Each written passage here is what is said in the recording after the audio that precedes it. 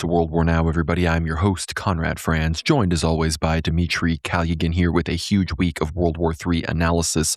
Lots of things are going on, potentially the largest funeral, I believe already pretty much confirmed to be the largest funeral in world history, the funeral of former Supreme Leader of Iran, Ayatollah Ali Khamenei. We're going to break down the full details of all of that. We're going to break down the Memorandum of Understanding, the, again, off and on negotiations, the situation that just went down in Doha, Qatar, everything going on between the U.S., Iran, Israel, as well as what's going on in Lebanon, Palestine, everywhere in the region that has been thrown into chaos due to the Zionist entities' war of expansionist aggression to achieve the Greater Israel Project. We're going to be getting into all of that, the status of the Strait of Hormuz, Iran and Oman's new plan to control it that they have been releasing. So we're going to be getting into all of that. Russia's advances in Ukraine, the energy situation there, as well as, of course, the recent strange assassination attempts went down in Monaco, some of the other things that have been going down between NATO, Poland, Belarus, and Russia, major developments. On that front, we're going to be discussing America's 250th anniversary, the Supreme Court decision to strike down birthright, citizenship, and a whole host of other fascinating stories from around the world this week. Major World War III updates about Greece, Turkey, Syria, a whole host of other major news items. So before we dive into all of that, Dmitry, how are you doing? Doing good, Conrad. It's been one of those weeks where we sort of await in anticipation for a further escalation on almost every single front now of this third world war. Specifically, Eastern Europe and the Middle East is looking incredibly tense. We've seen some absolutely intense rhetoric coming out from both the Americans, the Iranians, as well as the Russians and Ukrainians on either side. Every nation involved in the current third world war is really showing their opposition that they're prepared to escalate at any point's notice, and here we are analyzing it all. No, again, it's a very, this whole summer, it's, I predicted that July would be a bit more quiet than it frankly has been. I thought that Trump would really try to make it seem like he was serious about negotiations and peace and really try to restrain Israel even more than he frankly has. So here we are going into the 4th of July with all of this hanging over everybody's heads. So happy 4th of July to all Americans. Happy 250th birthday to the United States, the country of my birth, the land of the free, the home of the brave. I do love this country. We're going to get into some of the celebration details, the 250th anniversary, Trump's, Great American State Fair, which so far seems to have been a total failure. We're going to get into that later on in this episode. But before we dive right into the analysis, I want to encourage everybody to support the show at worldwarnow.co. If you want to support us, the best way to do that is to go to our Substack, worldwarnow.co. Of course, it's linked down below, wherever you may be listening to this, and become a paid subscriber, become ether-pilled, as we call it. Get behind the paywall and get access to all 100 plus dozens of hours of our premium show. Ether Hour includes interviews with former Defense Minister of Lebanon, Yaqub Saraf, Father Peter Heers, Father John Whiteford, former member of the European Parliament, Nick Griffin, and our recent episode with Maria Z of Z Media, all about digital ID, Mark of the Beast, biotech, quantum dot technology, 666, the prophecies of St. Paisios, and everything that he predicted in regards to the global technocracy, Antichrist beast system that has been emerging. So that's going to be linked down below. Dmitry and I also did a really incredible podcast, frankly, one of the best shows I think we've done on anybody else's program in a very long time, Dmitry, with Greg Reese. So that should be releasing, frankly, about the same time as this episode on Sunday. So maybe we'll have it linked down below, maybe not. But Greg Reese, great friend of the show, huge Substack as well, somebody who had us on to discuss the Romanov martyrdom back in 2024. So be sure to check that episode out. Really, really incredible stuff there. But anyone listening, please like this episode, especially on Substack. Give the episode a like, leave a comment to let us know what you think about the ongoing Third World War, where you think everything is going in the world geopolitically. Like the episode on YouTube as well. Be sure to follow us on X, @WorldWarNow_, wherever you may be watching this. Give us a like, 5 stars, thumbs up on Apple Podcasts, Spotify, all these places. You can find us, so there's no excuse to not be tuning in every week to World War Now. But again, worldwarnow.co at the Substack is our home base. I also want to remind everybody to buy your books from antelopehillpublishing.com. That is this show's sponsor. And if you use code WWN for 10% off at checkout, you too can save a big amount of money there. 10% off on Culture of Critique by Kevin MacDonald, the third edition, published exclusively through Antelope Hill. A recent new speech is published from Benito Mussolini, new translations and whatnot, as well as a whole host of other incredible texts, largely censored in the English language and elsewhere from major distributors. So antelopehillpublishing.com, use code WWN for 10% off. But that's enough plugging. It's time to dive right into the analysis this week. And one of the main stories that sort of flew under the radar is the fact that despite this memorandum of understanding, despite, the Doha Qatar meeting that sort of stopped the tit for tat shooting between Iran and the U.S. that had sort of been picking up over the previous 10 days before the past week where we are covering on this show. Again, this seems to have been a bit of a tone down. The U.S. and Iran agreed to stop firing at one another. And right now, the negotiations seem to, again, not at all have anything to do with the nuclear file like the U.S. would prefer, but are entirely about Iran getting the release of these funds, $3 billion, $6 billion, $12 billion. It's always a different number that they're talking about, have these funds released from Qatar, from the UAE, or elsewhere to secure the full opening of the Strait of Hormuz. I know the U.S. wanted to give Iran those funds, release those funds for ensuring that the straits would be open with no fees at all, and Iran apparently did not agree to that.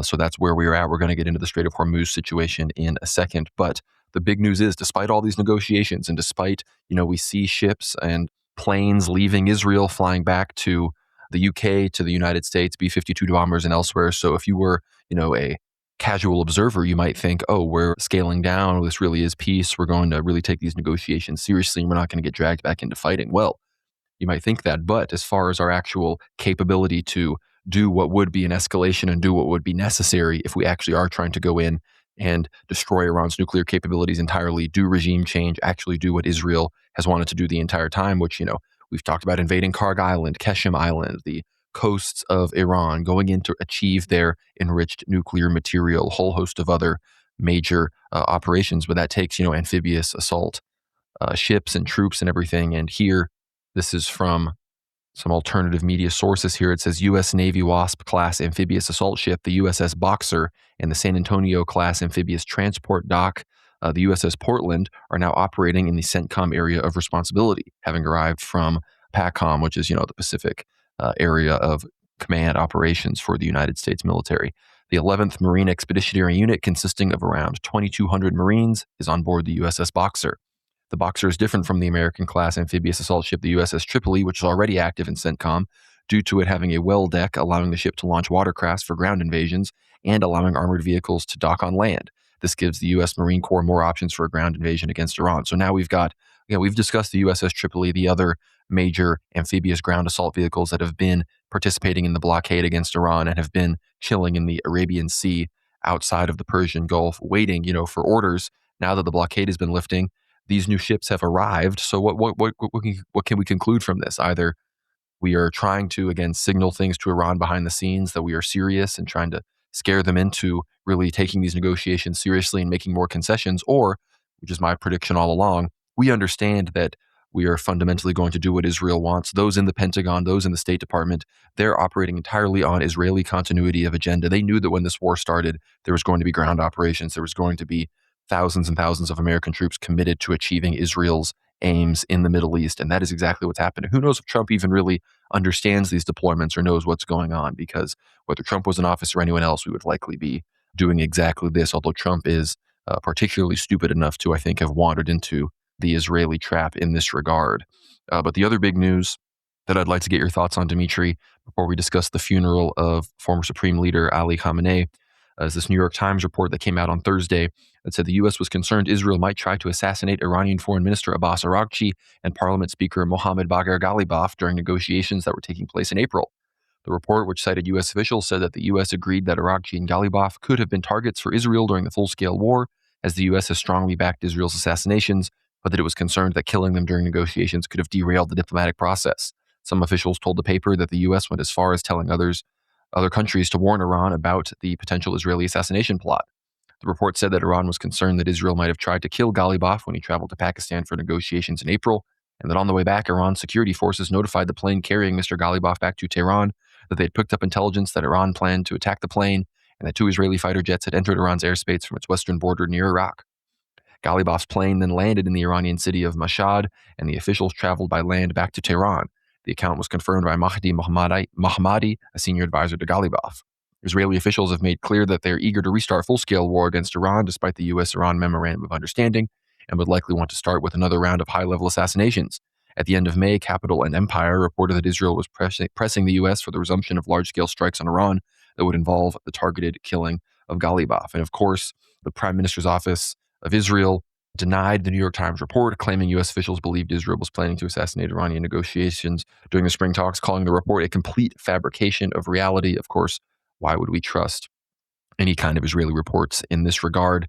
And in the midst of this very same week, on July 2nd, Israeli Defense Minister Israel Katz said that the IDF must be prepared to conduct an independent Israeli operation in Iran at any time that is required. So that is the state of Israel's attempt at sabotaging the U.S.-Iran negotiations. They never sleep, and they openly broadcast their plans, and America does nothing to restrain them because America cannot restrain them. It is Israel that restrains and does not restrain America, not the other way around. And I think it's pretty much indisputable at this point. So before I get your perspective, Dmitry, I want to highlight that the Strait of Hormuz has remained open and active through the 30th of June, with 34 verified crossings recorded and traffic evenly split by direction. The data set showed a broad mix of commercial, energy-linked, and support movements, while route visibility remained fragmented across Iranian, Omani, MIO, and dark or unknown routes. The pattern points to continued operational continuity, but not a settled return to normal routing. The IMO's incident tracker now lists 49 confirmed regional incidents, including a newly confirmed physical attack on Bochum Marengo.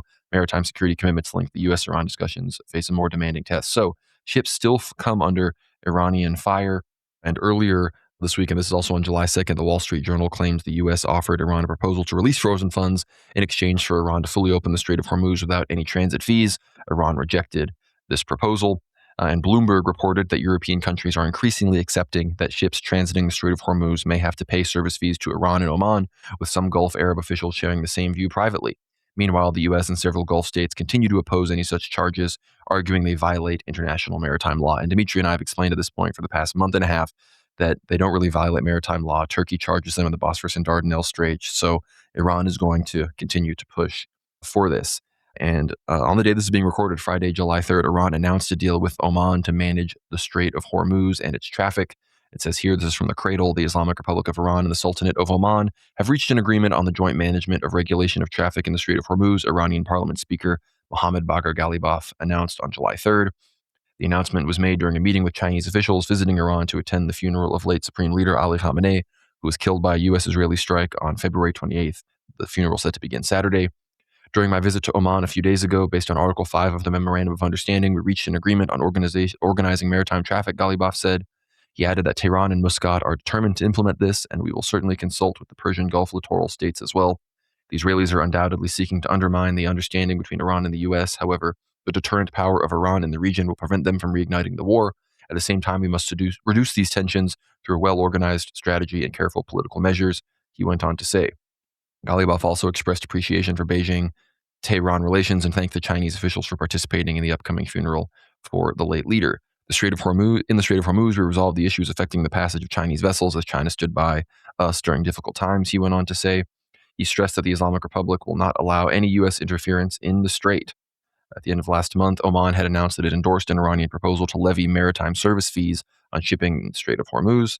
This came after the recent announcement of the activation of a U.S.-Omani shipping corridor through Hormuz, which Tehran considered a violation of Clause 5 of the MOU, and that was effectively what sort of reignited the U.S.-Iranian fighting last week that we had covered, the tit-for-tat. And it appears now that Oman has switched back to the Iranian side of things and will be charging some of these fees.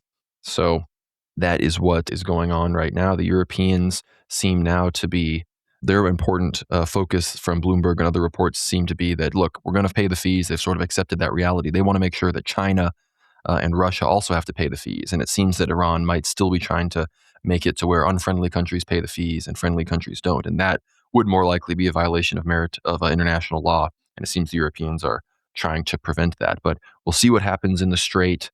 We'll see what happens with the U.S. ship deployments. We will certainly see what happens with Israel, as it appears they are itching to go against Iran again. So I'd love your thoughts on all these developments, Dmitry.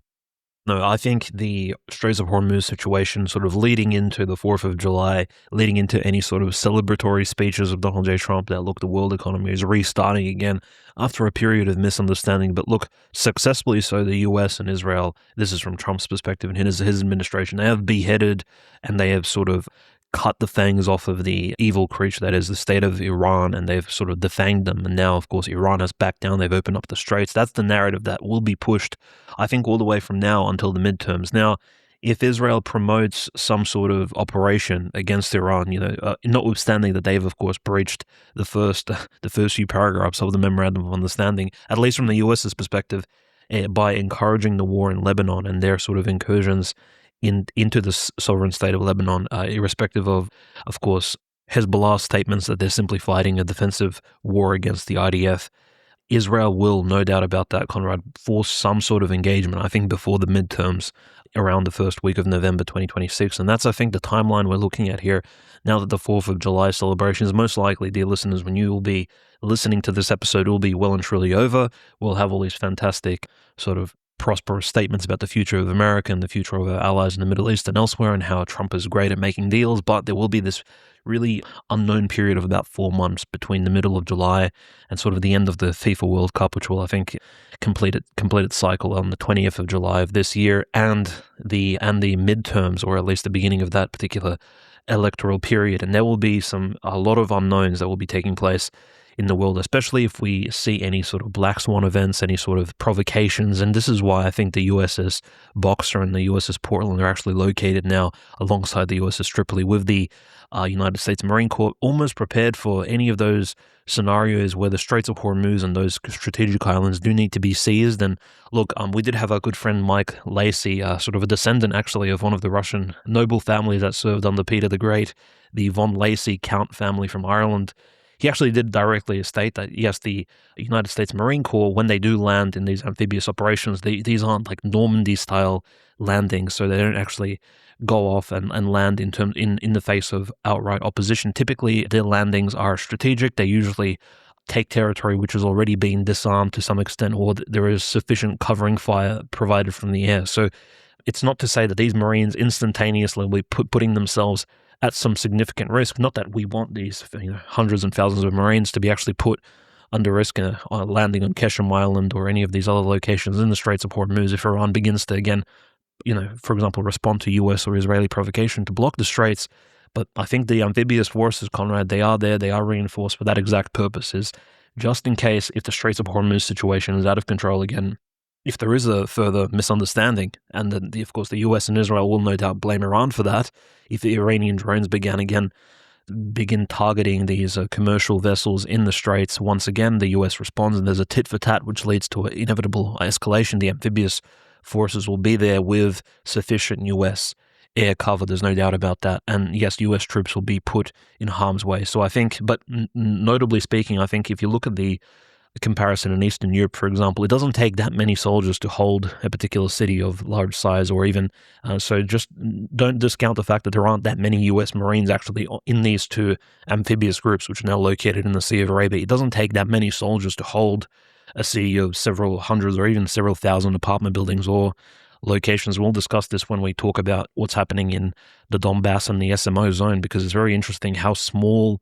numbers of troops, these small assault squads, can actually capture entire blocks and streets and actually entire suburbs almost, and hold them under strategic defensive perimeter methodologies and stratagems. So it's just really curious how I think, despite the small numbers of servicemen in CENTCOM, like we see some of these posts, they're saying, well, look, there's only 50,000 American servicemen in CENTCOM overall. If you compare this to the 1990-1991 war against the first Gulf War against Iraq, there was 1 million American servicemen. That's exactly what 20x the number of personnel located in the CENTCOM region. And even the 2003 Iraq War, there was close to at least 500,000, if not more, servicemen on the ground and in the Navy and located all throughout. But I think American methodology also, by the way they've seen the Ukrainians fight, has also somewhat changed. They are taking a very sort of mean and lean approach to combat. And again, as we see through the basically collateral damage style bombardments of Iranian cities and locations,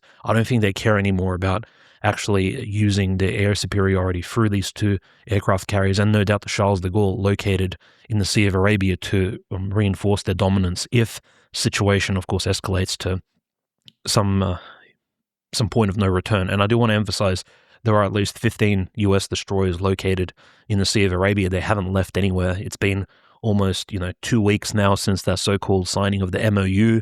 There's been all of that discussion in Versailles, and yet it hasn't even restarted. I mean, technically that 60-day period hasn't, so to speak, even launched properly because Israel hasn't taken the first steps in terms of actually leaving Lebanon and actually bringing that particular local conflict into a ceasefire. And we understand this, and of course Iran has said many times that the MOU at the moment is in a state of shambles, really. It's anyone's guess when the entire thing will collapse, but there's no doubt about that. As soon as Iran realizes the US and Israel are not going to be holding to any sort of agreements, the Straits of Hormuz will no doubt be closed again, at least from the Iranian perspective, except for, of course, allied nations such as, well, we understand now, Pakistan, China, Russia, etc. So the BRICS countries will no doubt be beneficiaries of this, but the Trump administration will be in this extremely painful position, Conrad, where Trump and the Republicans have to give all these excuses as to why the economy is tanking and why petrol prices and gasoline prices are rising, and yet you have the midterms coming up. So Trump is in this very trigger-happy position at the moment where if a crisis does,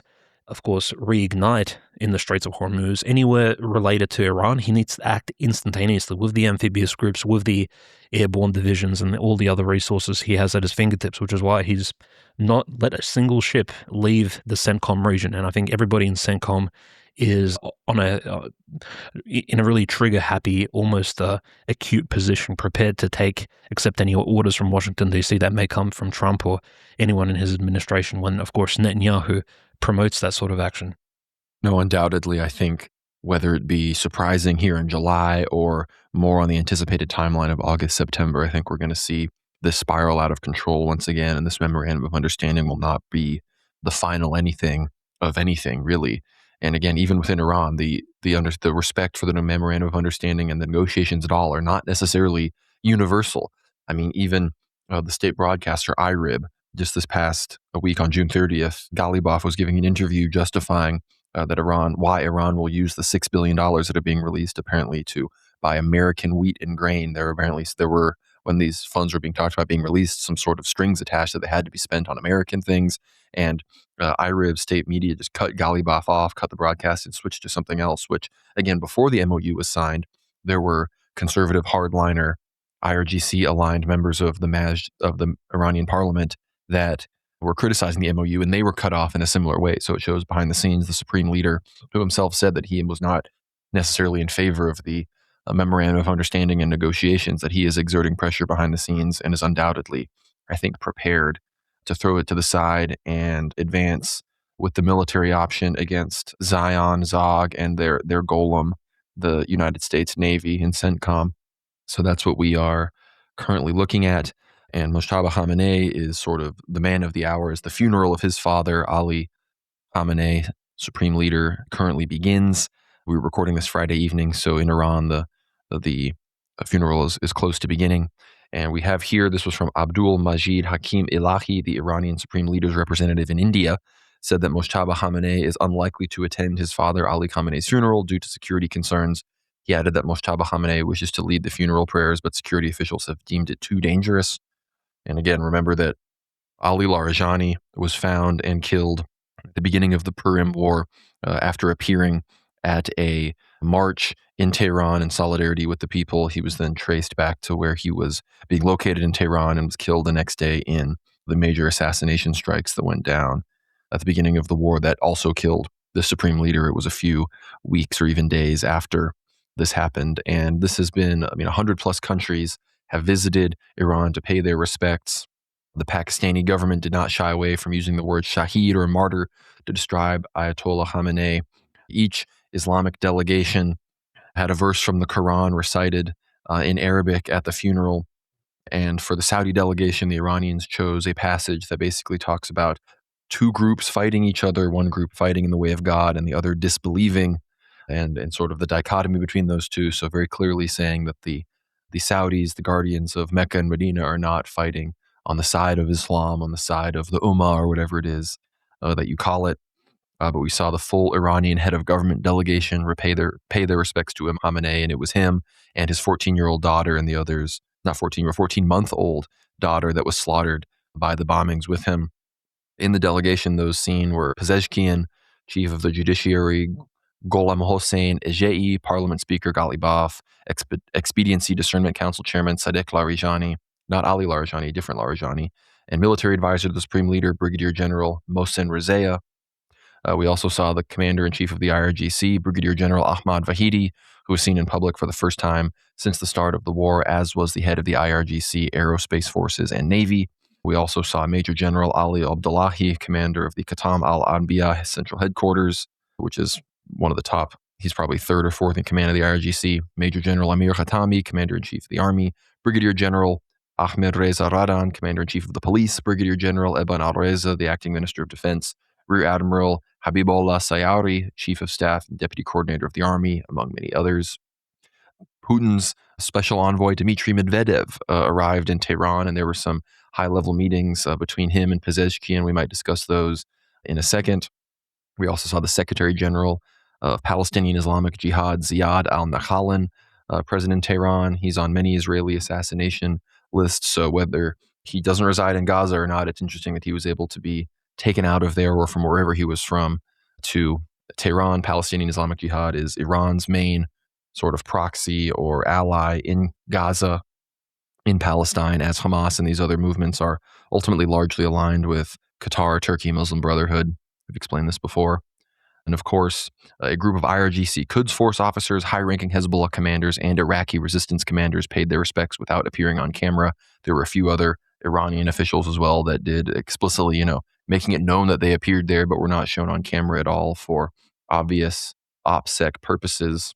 This report said from Middle East Spectator, all of Iran's main neighbors came: Iraq, Pakistan, Armenia, Turkmenistan. We saw delegations from North and South Korea.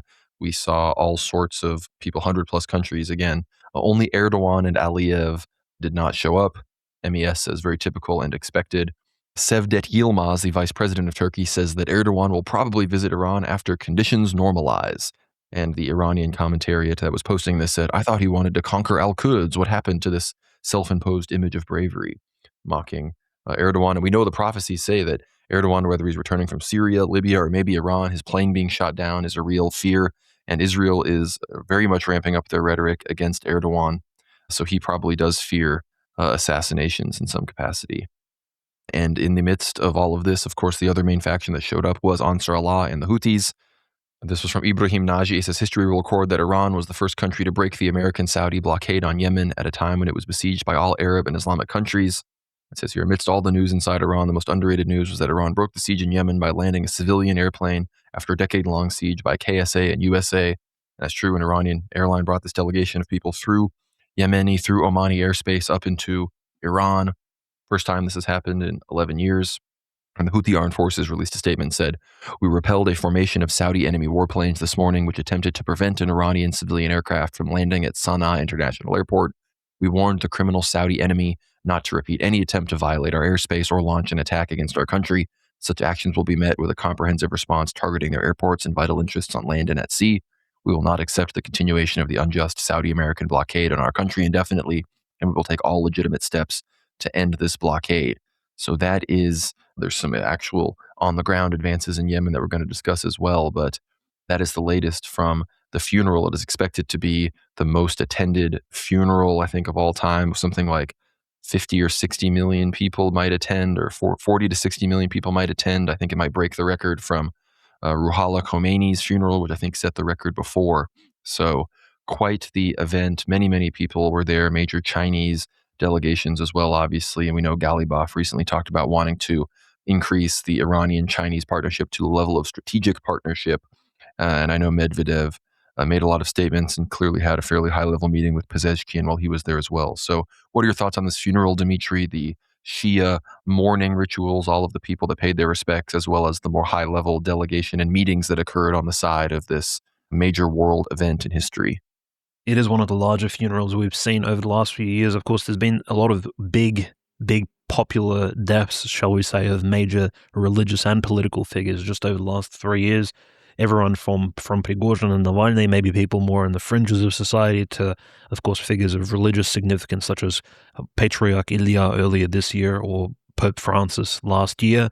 And then, of course, you had the death of Raisi as well, which was somewhat unexpected, and it kind of had a similar effect, I think, in Iran, showing them that the country was well and truly about to be under siege. And I think that those same feelings are here, sort of present, that despite all of the losses suffered and, of course, the death of the second supreme leader of Iran, that this still is not the end. And this most likely is why I correctly put, Conrad, in your analysis of the Iranian security chiefs, most likely Mujtaba Khamenei is just not in a safe position to actually even make a public appearance. We know the Israelis, and unfortunately even the Trump administration, do not care about collateral deaths of civilians. And no doubt if he was ever isolated in some semi-secluded location, but they didn't know where he was, they would no doubt bomb him with Tomahawk missiles, or Israeli planes would take off with stealth technology. And I mean, they would do that during the day, just as they did on the eve of Purim. I think it was the Saturday morning bombing around 9 a.m. So they don't really care about putting themselves in danger if it means taking out the head leaders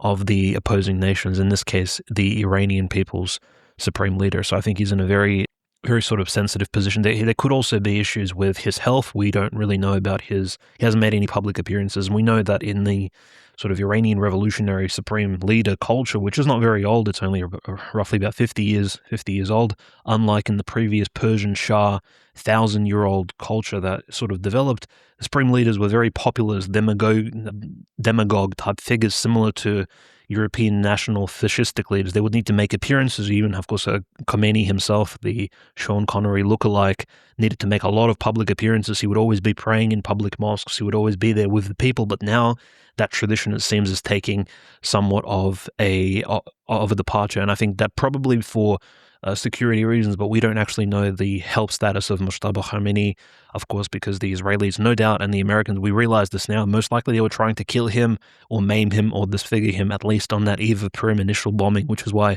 most likely, we've heard, of course, reports that Dr. Pezeshkian himself, the president of the country, was actually involved in the treating team at the hospital actually looking after him. So we don't actually know his particular situation, but it is very telling, Conrad, as we saw many important delegations from over 100 countries arrive, and different, even, shall we say, semi-sovereign groups like Ansarallah and other resistance groups from all around the Middle East. You did see that there was somewhat of an absence of like key political leaders arriving. Even President Putin didn't make an appearance. And I think the main reason is because, well, ultimately, Iran is facing an enemy that is so unpredictable in the face of the Zionist Israelis, and of course Donald J. Trump, that there really is no guarantee of safety. They have bombed, if you recall, the B1 bridge at Karaj, just to the northwest of Iran, just outside of the capital city. The 1 kilometer long bridge, they managed to just double tap it. They don't mind bombing the capital city of Tehran itself.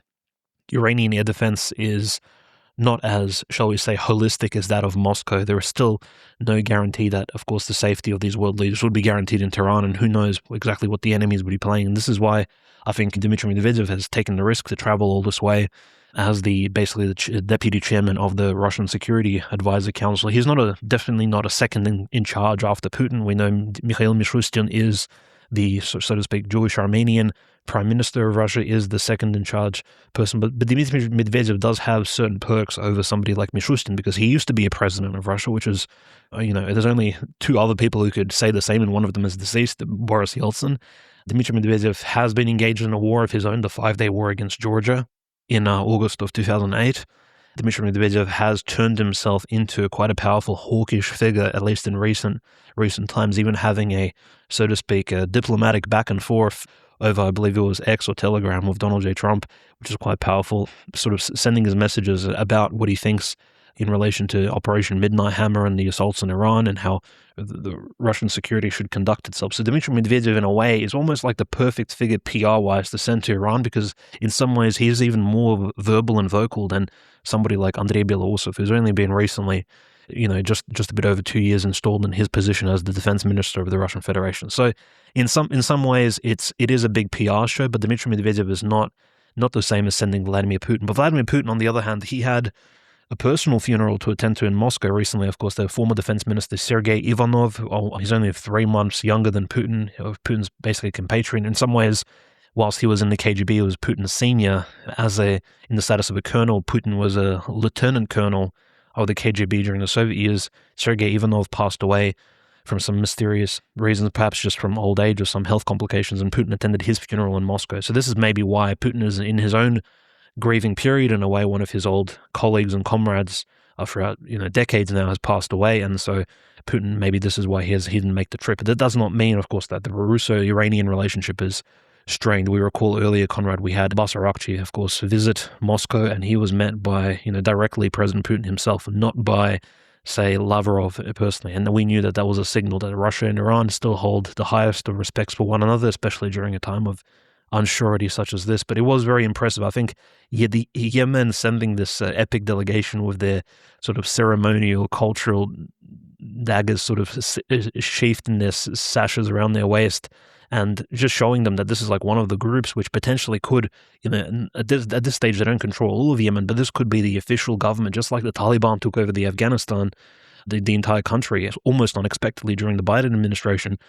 Who knows, the Ansarallah could be the official government, just like the Taliban is, over the people of Yemen in years to come. And one of these sort of official delegations, in part, could be seen around all different countries of Europe. Eventually, of course, just like the Taliban are slowly being accepted all over the world as like the official government of Afghanistan, the Ansarallah, the Yemeni Houthis, will no doubt be accepted eventually as the official government. But first, things do need to take place, and such as the siege of Yemen needs to be broken, and perhaps this first Iranian civilian airplane landing in Yemen after I believe a decade almost of no civilian planes being allowed to land in any major Yemeni cities due to just essentially the siege that was undertaken by the Saudis and the Americans. I think this is a great first step, and one of those big sort of disparities in power, Conrad, has, I think, been overcome, because now the Yemeni Houthis, they do have that drone technology. They've been actually practicing, and they have experience at launching long-range ballistic missiles at targets in Israel. They've been doing this for just over 2 years now.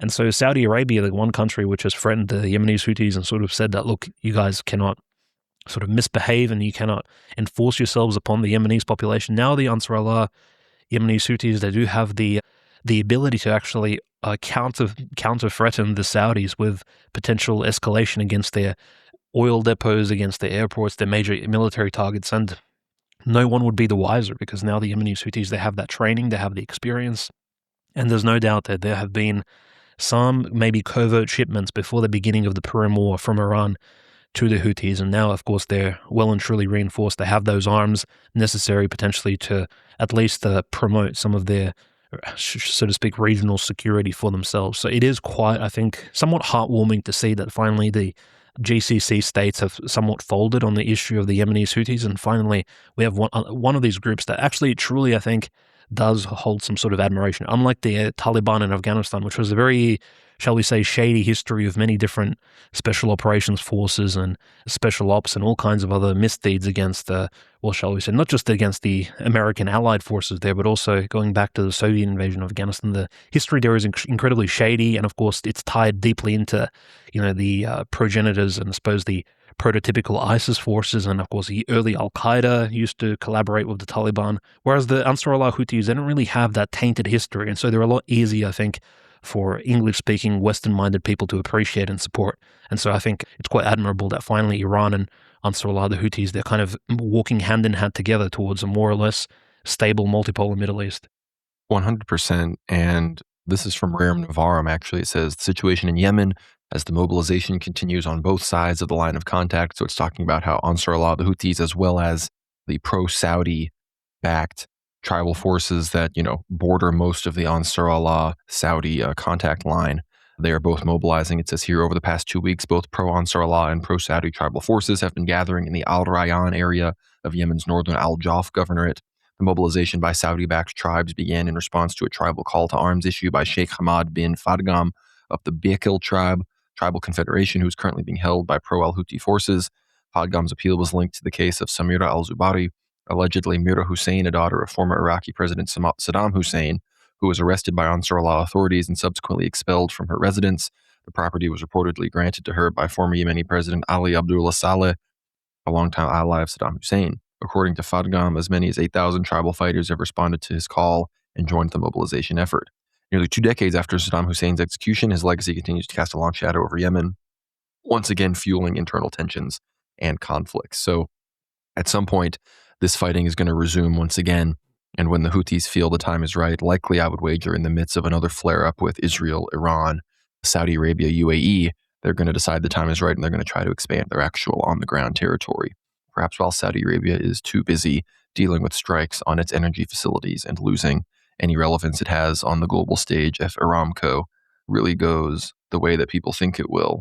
But we want to talk about the situation in Lebanon before we talk about Palestine as well.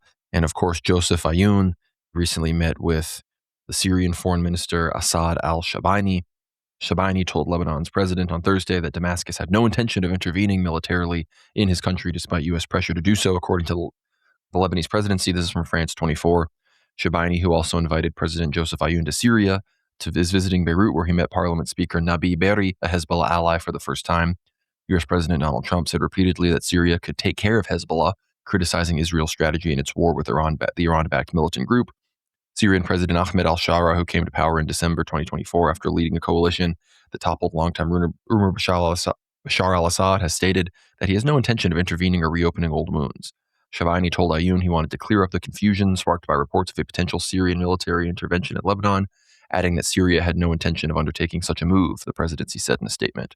Shabani also extended to Ayoun an invitation from Shara to visit Syria, which would be a first. After meeting Berri, Shabani told reporters that he did not rule out the possibility of a meeting with Hezbollah in the future. Shabani had previously visited Lebanon in October, the first visit by a senior Syrian official since the Islamist coalition took power in Damascus, opening a new chapter in relations between the two countries. Lebanese Prime Minister Nawaf Salam, for his part, traveled to Syria in May. We discussed this on our discussion with Yaqub Sarraf, former defense minister of Lebanon, so be sure to check that out on the Ether Hour tab of World War Now at the World War Now Substack. So a really big discussion if you want to get more in depth on Lebanese politics. He talks all about all of these characters and the potential for a new Lebanese government as Nawaf Salam and Joseph Ayoun are both becoming very, very unpopular in the eyes of almost all Lebanese. It says at a joint appearance with Shabani on Thursday, Salam announced the creation of a high-level committee tasked with developing economic partnerships and security agreements between the countries. The new Syrian authorities are hostile to Hezbollah, which was allied with Assad, and have announced arrests of alleged cells affiliated with the group. Hezbollah denies having any presence in Syria. Since late 2024, Hezbollah's former Syrian supply routes have been cut, and Damascus authorities say several attempts to smuggle weapons to Lebanon have been foiled. The Syrian army intervened in Lebanon during its civil war in 1976 and exercised tutelage over its neighbor for decades, where it was accused of numerous assassinations. During his trip, Shaibani met with leaders of Christian parties that had opposed Syrian tutelage. This visit lays the foundation for a new phase in relations with Lebanon and the different Lebanese political factions based on partnership and cooperation, he said. Sami Gamael, head of one of the Christian parties, said it had sacrificed thousands of martyrs in the fight against the Assad regime, but was welcoming today to the representatives of the new Syria. So this really shows you that real coalition that exists that we've openly talked about. I mean, look, we've had the Orthodox former defense minister of Lebanon on our show.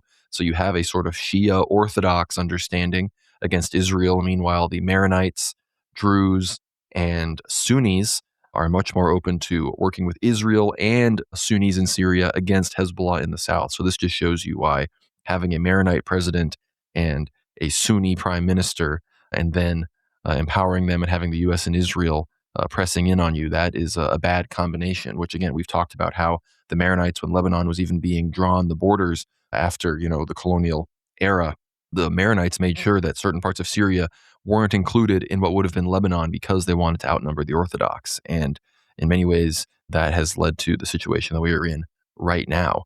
And Joseph Ayoun, in the past day, he openly said, the framework agreement, this is the deal that he signed with Israeli officials in the United States. It said the framework agreement does not legitimize the Israeli presence in Lebanon, but rather stipulates enabling the Lebanese army to extend its control over all Lebanese territory.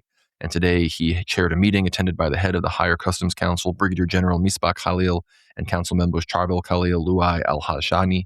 The meeting focused on customs operations and procedures to improve performance at land, sea, and air border crossings, as well as providing modern equipment to facilitate the work of customs officers. So this goes with what we were saying earlier with Syria, cutting off Hezbollah supply routes, making sure that Lebanon and the Lebanese armed forces and their Saudi-backed and other U.S. Israel-backed forces, I'm talking about Nawaf Salam here, Yaqub Sarraf goes into more details in our episode, but they're making sure that is all very much secured and locked down.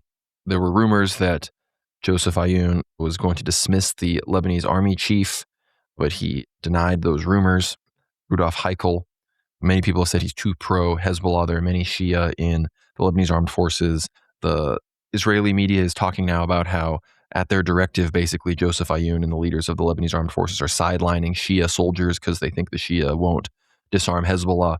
But they don't realize that many Sunni, Orthodox, and Maronite soldiers also are not interested in fighting against Hezbollah as they are being invaded by Israel. So Yaqub Sharaf makes it clear that the Lebanese army will fundamentally never really be capable of doing what Israel wants them to do, which is disarm Hezbollah.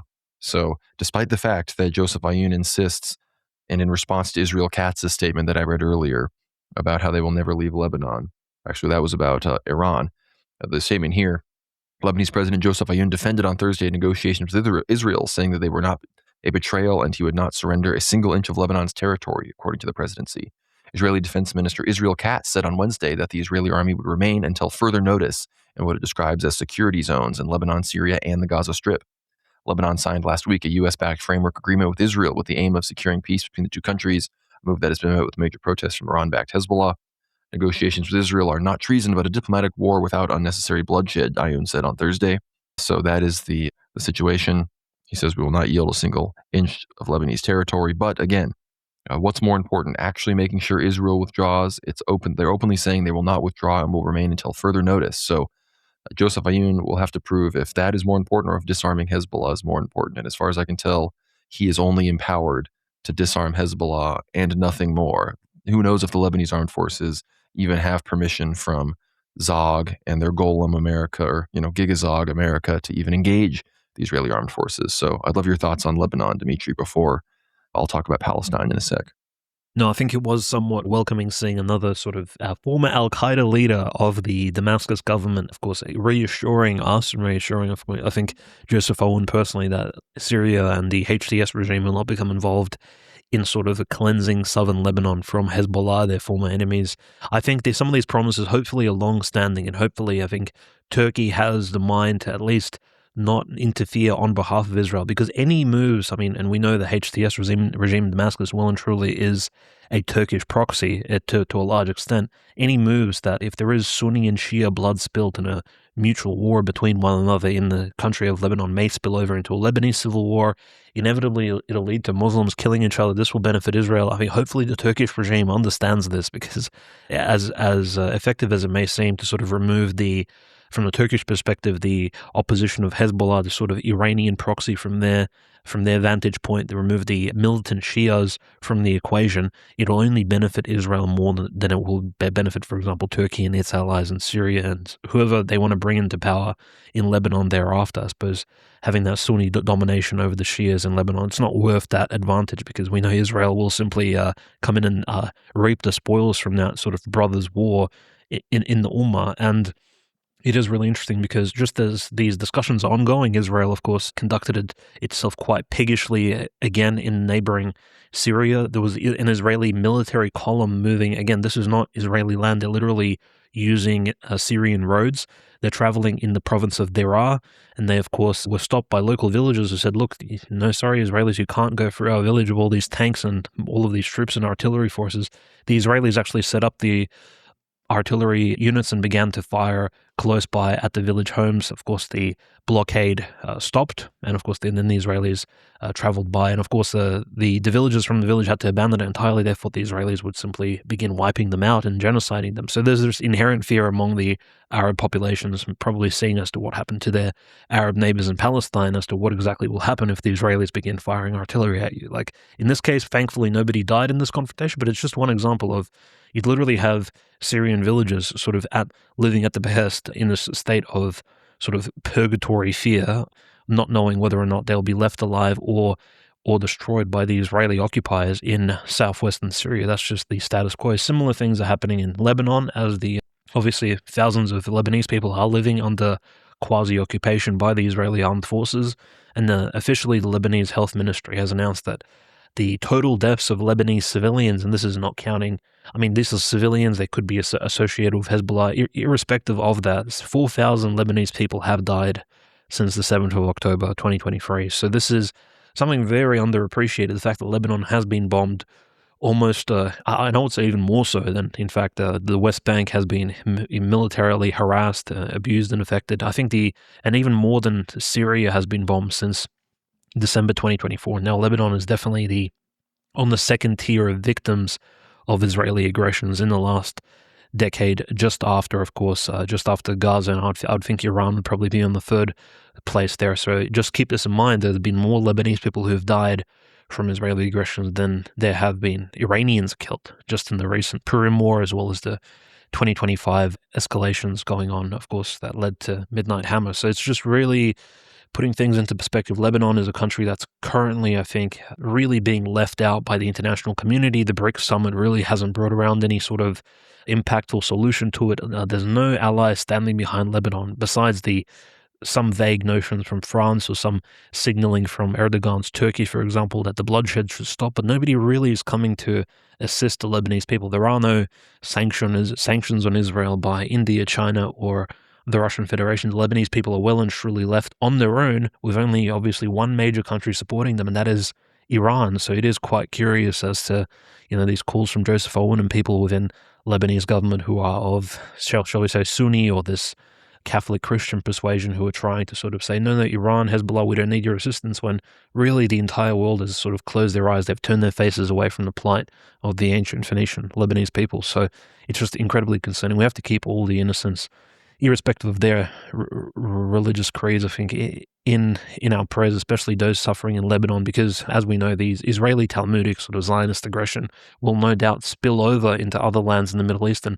if things go according to plan, most likely even further beyond that, as we see in Ukraine, sort of the quasi-American Khazarian Israeli proxies dealing similar damage to European lands and Russia as well, as we sort of analyze all of this. So you can sort of see, Conrad, Israel, despite the MOU signing by Trump and Versailles and all these other posturings by America to bring peace to the Middle East and do the deal making, Israeli aggression hasn't really subsided. It's still on a super heightened state, and there is no call, for example, for the United Nations to bring in a peacekeeping force. If anything, I think the UN is actually afraid of sending in any blue helmets to save the day, because Israel may make a quick work of them as well.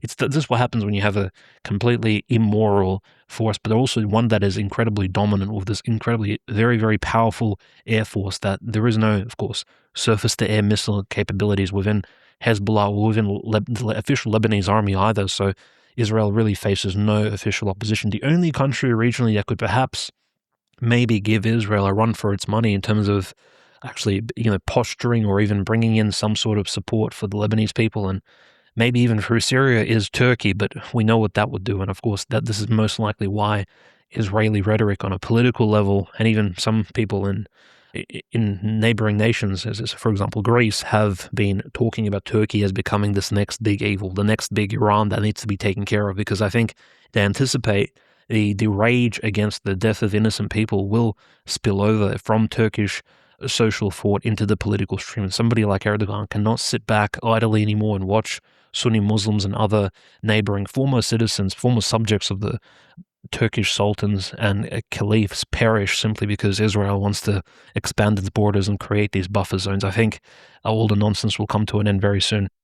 No, and I think, as we've said a lot of times, it has to get worse before it gets better, right? And there was a video from Middle East Eye, David Hurst, the chief editor at Middle East Eye. It was a good video. It goes over a lot of these things. He said that Donald Trump has signed 2 contradictory agreements to end his war on Iran. One promises an immediate and permanent termination of military operations on all fronts, including in Lebanon. He's talking about the Memorandum of Understanding, while the other gives Israeli forces occupying parts of southern Lebanon indefinite leave to remain. He's talking about the Joseph Aoun Israeli negotiations that were, of course, signed in Washington, D.C. So yes, those two things do contradict themselves. The Lebanon deal is worse for Lebanon than the deal that Lebanon technically wasn't even a part of signing. So again, Hezbollah completely vindicated on Iran being the better hope for Lebanese sovereignty than any kind of U.S.-Israeli Joseph Aoun negotiations. Hurst says that the Lebanon framework weakens Lebanese sovereignty, creates a military coordination group run from Washington, and obliges the Lebanese army to disarm Hezbollah, which many in Lebanon see as the only credible deterrent against Israeli attack.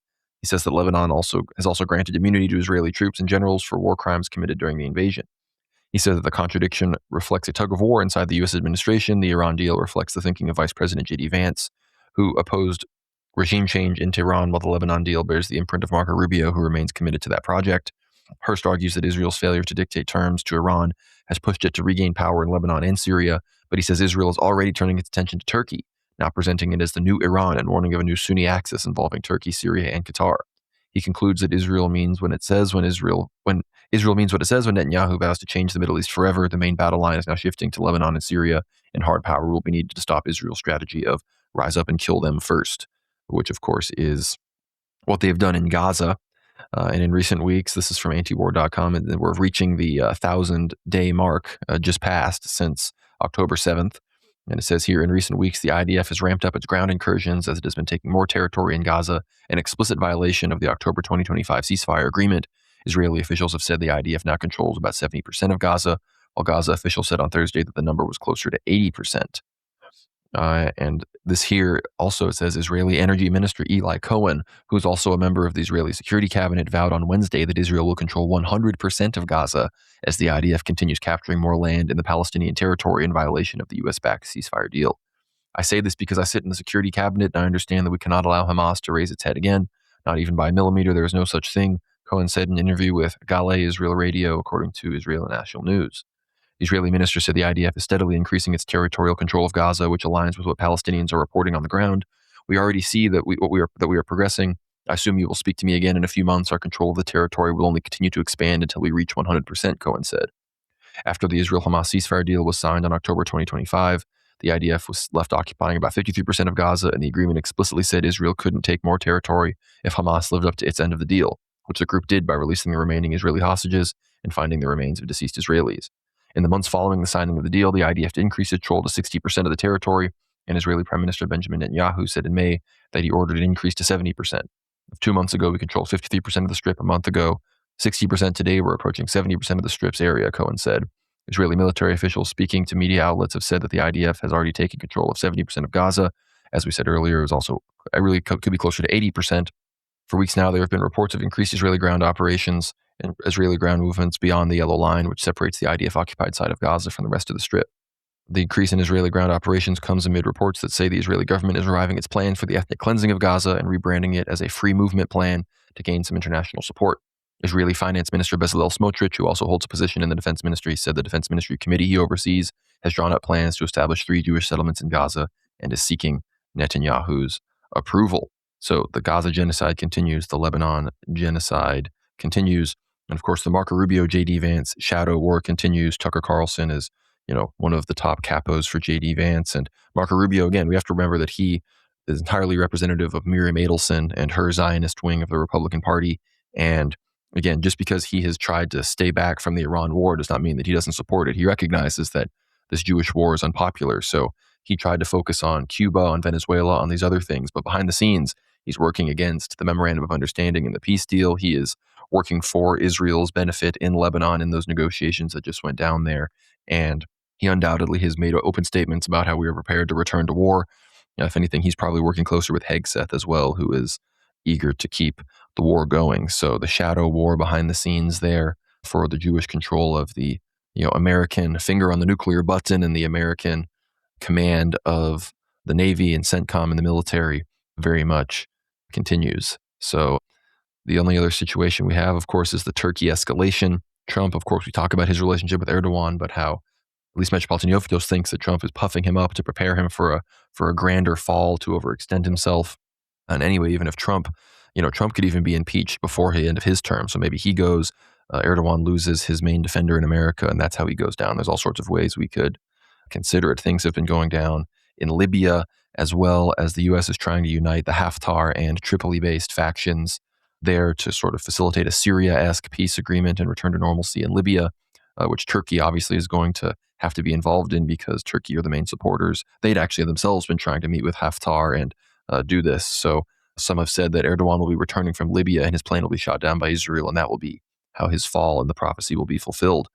But as far as Turkey and Greece, Dmitry, you sort of mentioned Erdogan and his rule over Syria and the extension of his, as Kılıç Daroglu and Erdogan said, they are now in the former Ottoman territories. And, Netanyahu is, called out Erdogan and said that, he wants to claim that he wants to retake Palestine for the Ottoman Empire and all these other things. And now Israel is recognizing the Armenian genocide. And, really is the Turkey-Israel conflict is really getting closer and closer to coming to a head.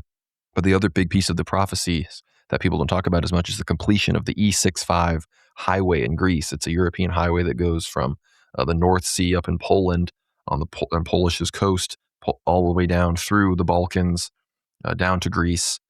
And it says here, this is from Holy Wisdom, the final section of the E65 highway is set for completion at the end of July. And there are prophecies from St. Paisios, St. Cosmas, other saints that say that when this highway is completed, that will be when the Third World War, the fall of Erdogan, all these prophecies that we've talked about that we're on the brink of now, that the nuclear facilities of Iran have been struck, Gaza had been flattened, and these other prophecies were fulfilled. These next ones, the E65 highway is another sign and marker here. It says, as the motorway enters its final stretch toward completion, the northern section is scheduled to open by the end of July, a milestone that will effectively unify one of Greece's most strategic road corridors.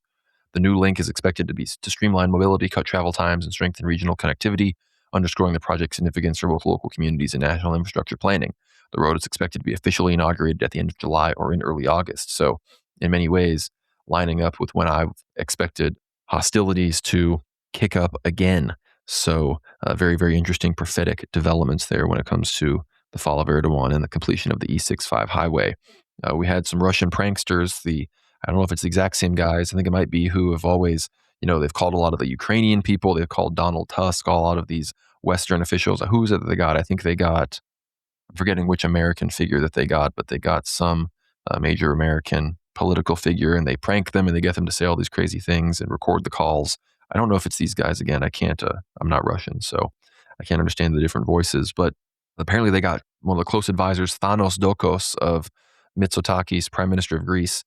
It says here, Thanos Dokos, National Security Advisor to Kyriakos Mitsotakis, not only revealed that elections will be held within a few months, but also threatened to halt Greek support for Ukraine while speaking to Russian pranksters who called him pretending to be his Ukrainian counterpart, Rustem Umerov. Again, the most Semitic-looking, crazy Shylock individual, according to a report by the TASS news agency on July 1st. Moreover, Mr. Dokos described the Ukrainian drones that threatened the Greek coastline as a political problem for New Democracy ahead of the national elections, which he claimed would take place a few months from now.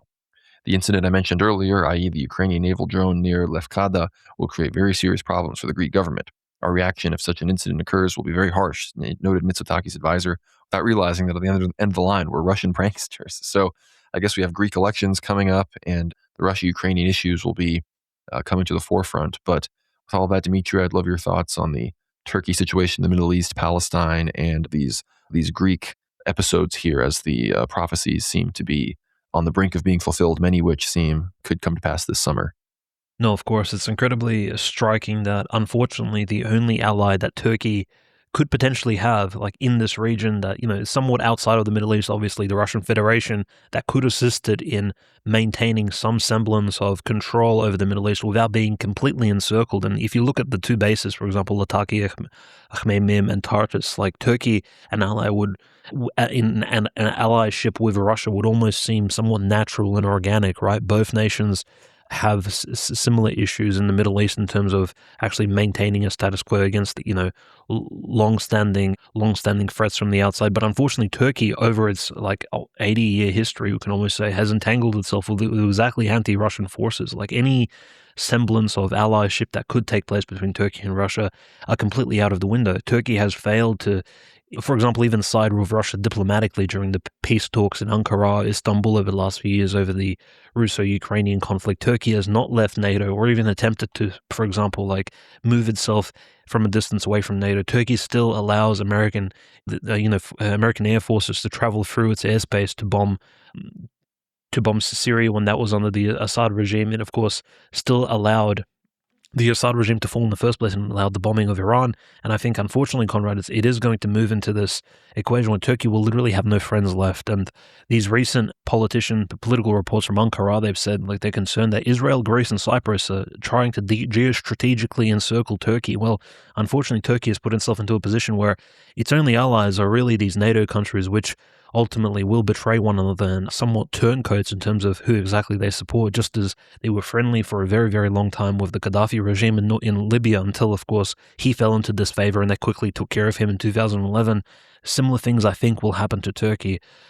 And I think in the long term, Turkey has really isolated itself, I think, frankly, even with its closest NATO neighbor, that is being Greece. Of course, the long-term animosity going back hundreds of years has not been resolved. And in fact, Turkey now is almost trying to make these deals with the Trump administration, kind of trying to rearm itself as fast as possible in anticipation of potentially some sort of Greco-Israeli Cypriot joint strike. And I think some of the movements and erratic behaviors of the Turkish regime, and some of the statements as well being ultra-patriotic, almost in a way anticipating that eventually Turkey will be left entirely isolated and NATO will not be there to back them up. The Cold War period has well and truly sort of closed itself off, and in the end I think Turkey will be left on its own, potentially with some sort of Turkish belt neighbors, but as we know, those Central Asian countries, they're really no good for anything besides, of course, some sort of economic support from Central Asia in terms of gas, oil, and even a country like Azerbaijan, as close as Turkey has maintained its relations with the Aliyev regime. We know Aliyev is also very friendly with Israel, and who knows, if there is some aggression of a Greco-Israeli coalition against Turkey in the future, maybe it's even preceded by aggression from the future, either the future Russian Federation regime, or who knows, maybe even the future Tsar of Russia against Turkey. Azerbaijan may well and truly just sit out and let Turkey handle it on its own. And this is the unfortunate situation. I think if I was a Turkish nationalist, I would be left in quite a conundrum. I think it's one of the probably the worst positions you can be in. On one hand, you want to be as patriotic as possible and tie yourself into this long-standing regional dominance heritage. On the other hand, you have basically already written a deal, a contract in blood with some of the countries that no doubt will betray you in just a generation, if not less than that. And that is such a predicament and difficult situation that I think Turkey at the moment is doing the only thing it can do, Conrad, and that's virtue signal diplomatically in the region as countries go to war all around it, and it's trying to sort of hide its head in the sand and not participate in any of these conflicts, whether it's between Israel and Iran, whether it's obviously the Syria-Israeli clashes going on, the skirmishes there, or even the Russo-Ukrainian conflict, just trying to not become involved because it knows it will become a target for much larger beasts, like looking at the region in order to, again, be split apart. In some ways, it is the future Sykes-Picot will be over whatever remains of the national sovereign state of Turkey, and I think everybody understands this, including Erdogan. No, undoubtedly. I mean, Erdogan, I think, can probably feel the walls closing in on him in a lot of ways, as far as America, Trump, Iran, Israel, the situation in Syria, the situation in Russia and Ukraine. It's probably one of the more stressful geopolitical situations in which to find yourself. And I want to encourage everyone, again, listen to our episode with Greg Reese on Greg Reese's Substack. We're going to be sharing it, obviously, on all of our platforms.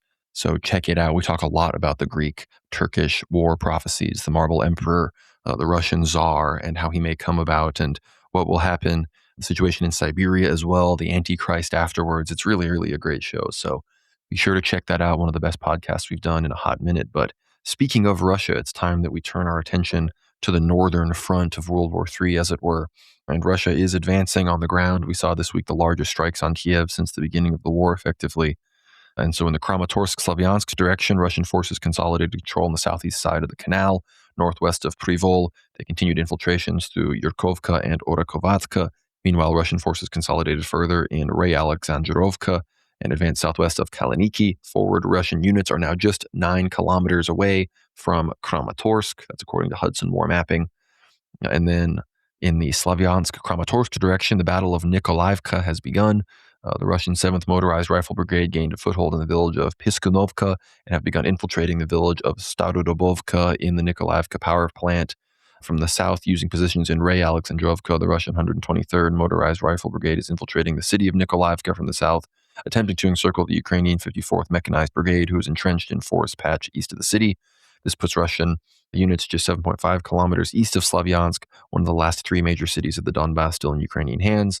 The reason for this quick advance is the result of months of attritional warfare, which degraded the 3 Ukrainian brigades defending this area to basically skeleton crews. The aforementioned Ukrainian 54th Mechanized Brigade defended Seversk, which fell around 8 months ago, and due to sheer incompetence from the Ukrainian general staff, wasn't pulled back into the rear to recover. Instead, it was kept on the front line, where the brigade gradually became weaker and weaker. It is said that the combat readiness of the 54th Brigade is that of a battalion after months of losses and no respite from fighting. Without heavy reinforcements, a disaster is waiting to happen for the Ukrainian defenders in northern Donetsk. The fall of Nikolaevka won't threaten just Slavyansk, but also stronghold of Liman to the north. At least 27 so far, I believe, have been announced killed in the Russian bombardments that started on Thursday on Kiev, which Russia described as the largest attack on the Ukrainian capital. So very big news in that regard. Dmitry, if you have any updates from the front in Russia, Ukraine. Yes, there has been a very positive press conference by the president of the Russian Federation, Vladimir Putin himself, where he's wearing, again, a khaki uniform, dressed in the, of course, military green, and he gives a summary and basically announces that Konstantinovka has more or less fallen to the Russian forces. So Konstantinovka has been taken, and of course that leaves only 4 major cities in the Donetsk People's Republic still to be, of course, liberated from the Ukrainian armed forces, and that's, of course, Zhuzhkovka, Liman, of course, 2 of the smallest cities, and then, of course, the 2 larger cities, Kramatorsk and Slavyansk, that you just mentioned, Conrad. Obviously, Slavyansk probably at the end of that list, and a city like Liman will no doubt fall very soon. In fact, President Putin mentioned Liman as well, that Liman is being currently more or less taken and taken over slowly, block by block, street by street, and especially he mentioned, it's really weird because he said that there's only 250 Russian soldiers in Liman actually taking it from the Ukrainians, a city with 11,000 Ukrainian apartments and houses. So just think about that, 250 soldiers, and roughly 8,000 apartment buildings. That's just impossible to, how do you control an apartment building? And this is why in this sort of urban warfare, it is very like battle royale-esque, very somewhat video game-ish. It's very difficult to say, do you control a 10, 11, 12-story apartment building or not? I mean, if you don't have a single soldier in the apartment building, is it truly under your control? So the ebb and flow of the front line, the gray area, as military analysts call it, it does move back and forth because say you leave an apartment building, is it now under your control? What if a Ukrainian makes a home for himself on the 8th floor, for example, begins to launch drones from there? Now the apartment building is technically in his control. And sometimes you even had situations like in Kupiansk, for example, where you had and the upper stories of an apartment building controlled by the Russians and the lower stories controlled by the Ukrainians. Neither side can, of course, go up the ladder, up or down. So you have the upper stories supplied by drones. So they're, of course, completely fine to have food, water, ammunition, and they're, of course, still using it as a control point. But the lower stories of the apartment building are controlled by Ukraine. So technically both sides control the same building and house. And this sort of situation seems to be what Liman is going to be like in the near future, unless Russia, of course, increase their assault troops and for front attacking forces. But Russia, I think, is trying to really behave sparingly, and recent losses, I think, have shown that in recent exchanges of the bodies of deceased soldiers. Usually, you see like a crazy ratio of barely any Russian bodies being returned by the Ukrainian armed forces and being swapped over for quite a large number of the bodies of Ukrainian troops by the Russian side. So I think that ratio is very telling, even though the New York Post recently, me and Conrad had quite a good laugh about this before the recording. New York Post stated that the losses of Russians to Ukrainians was a ratio of 8-1, which is at a time when Ukraine at the moment is the one conducting the counteroffensives and rushing into the unfortunate meat grind on literally every point of the front line, be it Konstantinovka, Kupiansk, Primorsk, and Stepnogorsk, located on, obviously, the coast of the Dnieper in Zaporozhye. So the Russians are holding defensive positions, fighting back these Ukrainian assaults, and yet somehow the Russians are the ones suffering the losses. I mean, completely insane numbers. And obviously, professional geopolitical analysts and military experts like Valery Shiryaev completely sort of discount those numbers. And yes, it isn't entirely legal to speak about military losses in the Russian Federation itself. You could easily end up receiving an administrative fine or even spending time in prison if you say something that for some reason contradicts the informational status quo within Russia itself. It isn't necessarily a country that supports sort of free speech in relation to its military matters. However, it's true that the losses are, there's no way they're 8-1. It's most likely something like, and if I may speculate, it could be something like a 2-1 ratio in favor of the Russians, or maybe a 3-1 in favor of the Russians, but nothing like some of the posts you see on social media or whatever that comes out of the Trump administration is completely lies and fabrication. There's definitely some Talmudic demoralization tactics for Russia and its allies if they want to read that in the English language. But very interestingly, Conrad, we did see 2 successful sort of Flamingo missile strikes over the last few weeks, and there's been an entire analysis released on the new Flamingo missile that's only been operational since August of 2025. So it's coming up to exactly a 1-year anniversary since Ukraine has introduced the Flamingo into its arsenal.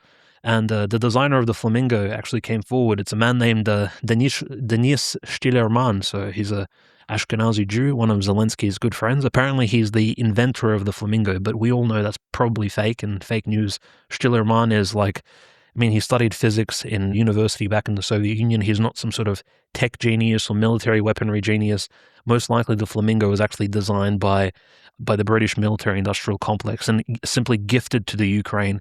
It doesn't have the same sophisticated GPS and obstacle dodging technologies like the Taurus or the Storm Shadow missiles, which, by the way, if you recall, the Storm Shadow is most likely the most sophisticated weapon Ukraine has, and it's only used incredibly sparingly. And notice they've only used it against targets within the SMO zone. That's because the United Kingdom said to the Ukraine, you can have the Storm Shadow and you can use your planes to launch it, but only on territories which were formerly Ukrainian. So the Storm Shadow cannot, under the agreement, be launched at for example, Kursk, Bryansk, Rostov-on-Don. It can be launched at Crimea, which the Ukrainians have been using, in fact, launching Storm Shadows at Crimean targets, but not onto, for example, any of the Krasnodar regions, or, for example, that's where the Russian fleet was moved from. One of the main reasons, moved from Crimea to Novorossiysk, is to protect themselves against the Storm Shadow missiles, which were definitely the most powerful weapons the Ukrainians possessed at this point. But the Germans, after 2 years of back and forth, they've denied the Taurus to the Ukrainians, and so now Stiller-Mann has, this Ashkenazi character, has designed the Flamingo, and now he's talking about, and this is a recent interview, he's saying, we are designing, if the Flamingo is an FP5, we're designing an FP7 ballistic missile, so a new missile that can apparently fly 800 kilometers and that the Ukrainians can use as a substitute for their absence of American Tomahawks to fire at Russian logistical targets all across European side of Russia. 800 kilometers is close enough to hit Moscow, and it's the Moskovskaya Oblast, and to really damage Russia's prestige as a sort of a safe place. And it's really interesting how most of Ukraine's sort of aggressive rhetoric has been somewhat backed up by these quasi-terroristic strikes against civilian targets. So it's no surprise, Conrad, that this week we did see the heaviest bombing of Kiev in the entire history of the Russo-Ukrainian special military operation. It has been the most intense bombing.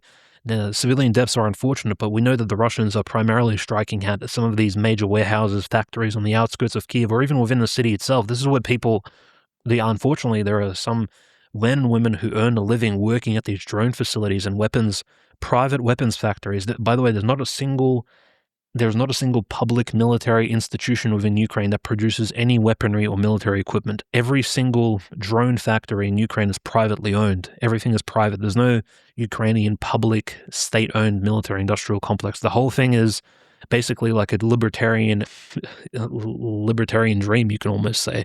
The Ukraine is operated entirely capitalistically.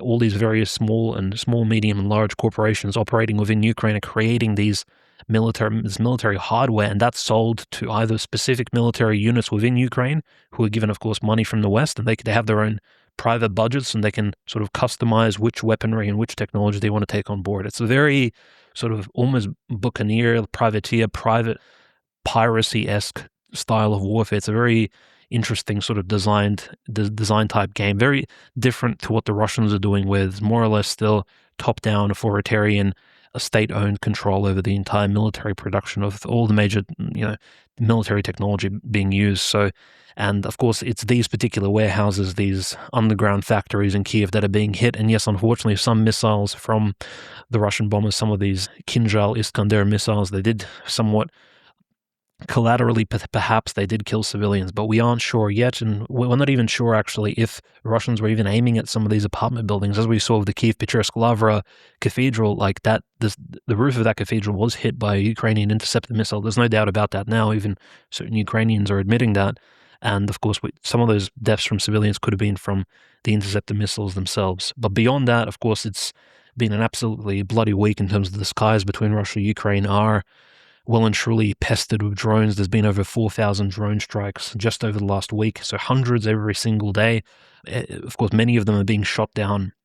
More attacks on Moscow, of course, are anticipated, and Moscow at this point is probably the safest city within European Russia. It has the densest network of anti-air defense radars, anti-air defense systems, and of course all of Russia is somewhat preparing for a long-standing summer siege, and everybody's sort of cancelled their holidays. A lot of Russian airports switch on and off as sort of safety alerts are coming, dependent on whether or not Ukrainian drones are approaching or somewhat in the vicinity of the oblast. So just to prepare the civilian aircraft, the Russian airport needs to shut down for a few hours, and there's major economic disruptions. But overall, I think, given the Russian advances on the front lines, the situation is well and truly under control. And we do see Vladimir Putin, of course, sort of dressing in his military outfit, sort of giving giving this positive outlook that the situation may not be resolved diplomatically, but militarily, Russia is still standing up to its opposition. And there is this constant now repetition. Putin has again referenced it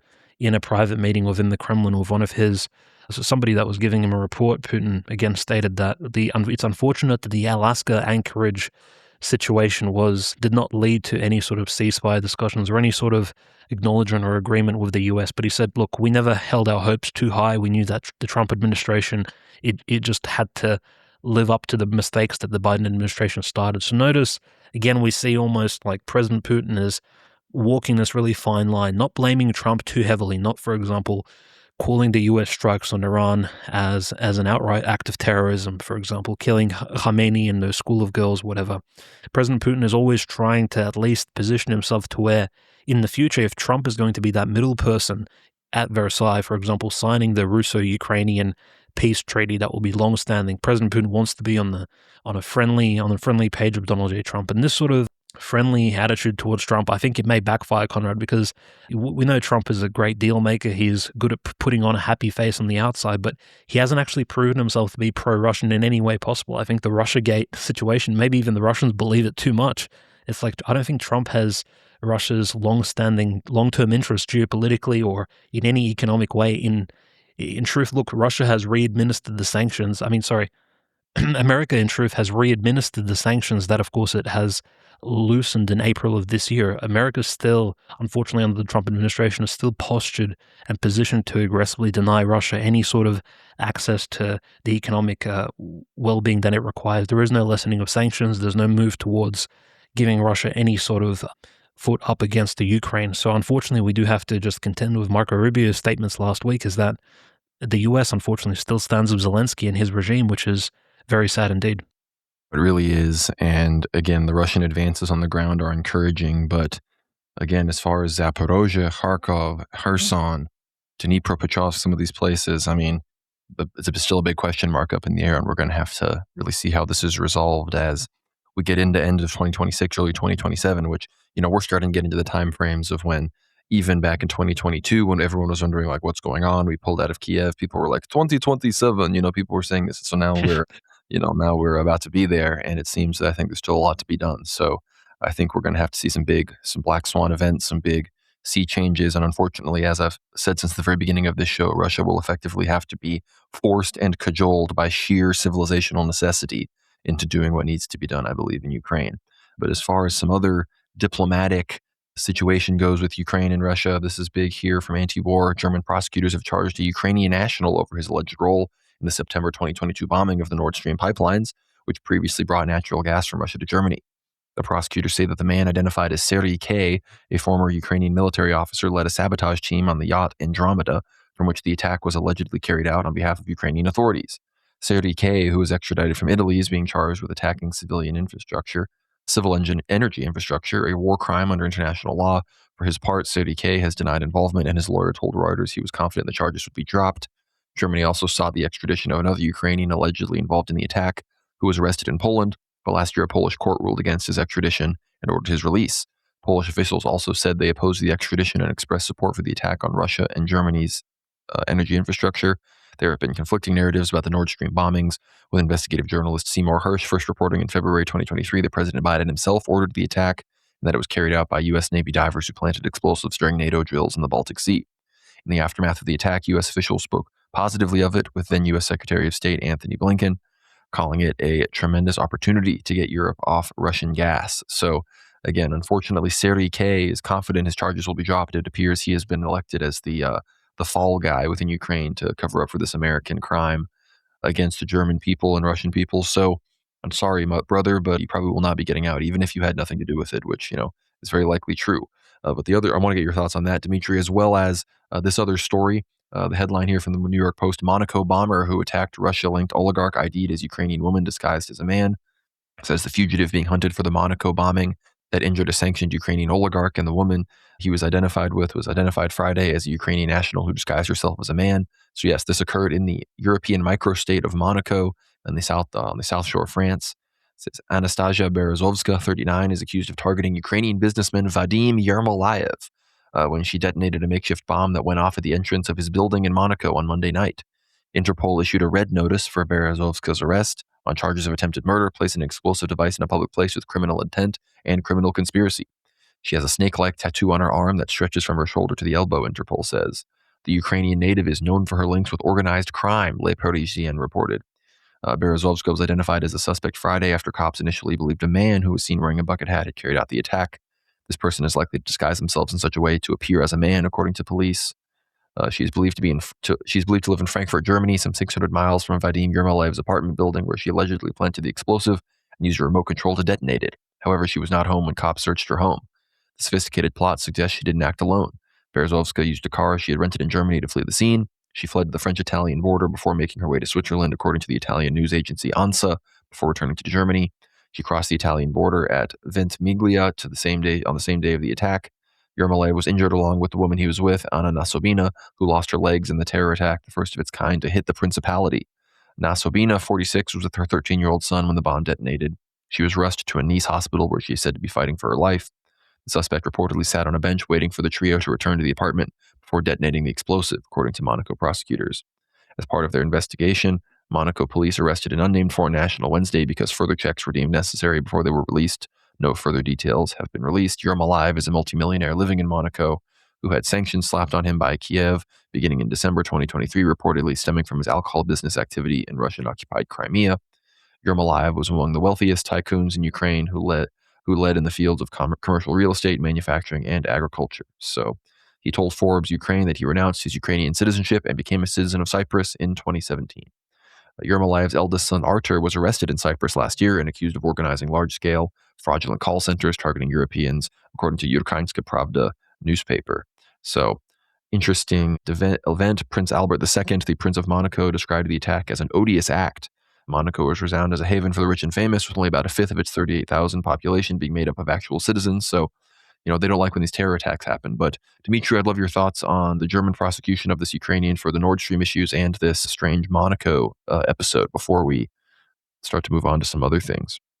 There's no doubt that the German prosecution of the Ukrainian fellow is simply, he's the patsy, he's the fall guy for it all. Of course, Germany has suffered so tremendously, economically speaking. So many billions of dollars have been missed out on or simply have evaporated since the Nord Stream debacle in 2022. And just the failure of the European Union, the failure of NATO countries, and Germany specifically, whose interests were so damaged by this major explosion in the Baltic Sea. For all of this to happen and for no one to come out on top. I mean, they tried to blame Russia initially, but why would Russia hurt its own economic interests to actually, in such a way is completely profound? And everybody looked at Ukraine as the potential culprit, but they cannot tie that to the official Ukrainian regime because the current, of course, if they say it's one of Zelensky's people, but what if it's just a rabid Ukrainian nationalist who's gone off the rails, hired a deep sea, cold water scuba diving team to blow up the Nord Stream? I mean, the theories are completely outlandish. Clearly, this was a joint operation by, again, as you said correctly, probably U.S. sanctioned forces in the Baltic during the Biden administration. It's a great crime, and hopefully there will be a proper investigation in the future. But no matter what happens to this particular fellow in the German criminal system, I think we won't really get an answer until proper government comes to power in Germany and they can actually investigate this more holistically. But looking at the Monaco situation as well, it's just an outlier. I think the most interesting figure is, in fact, his son, who operated these scam call centers. I mean, this is clearly initially when I first heard about, because I did read about his son years ago at the beginning of the Russo-Ukrainian war, and so initially when I saw that there was this alleged terror act attempt, I thought it was the Russian FSB perhaps who tried to take this guy out for his connections to the call centers. And I mean, the Russians really battling those sort of scammers for years now. But unfortunately, it does seem like most likely it was just the Ukrainians trying to take out one of their own former oligarchs or, sort of Talmudic Ashkenazi background. And yes, there is a tradition of Ukrainian Ashkenazi oligarchs receiving triple citizenships of Ukraine, for example. In this case, he went to Monaco, but others, they like to travel to Israel and Cyprus, and they like to sort of hang around that Mediterranean region. This is just what these wealthy members of the Talmudic tribe like. There's nothing against that. But also just the perpetrator of the terror attempt itself, Anastasia, she was she was a female, and that's one thing that we'll see. It's a signature of almost like Ukrainian terror crime within St. Petersburg, Russia, or any other city. And who knows, if the Ukrainian regime does fall in Kiev, how many of these black ops operatives and these terrorists of both genders become hireable by all these crime groups within Europe and other places. I mean, keep in mind the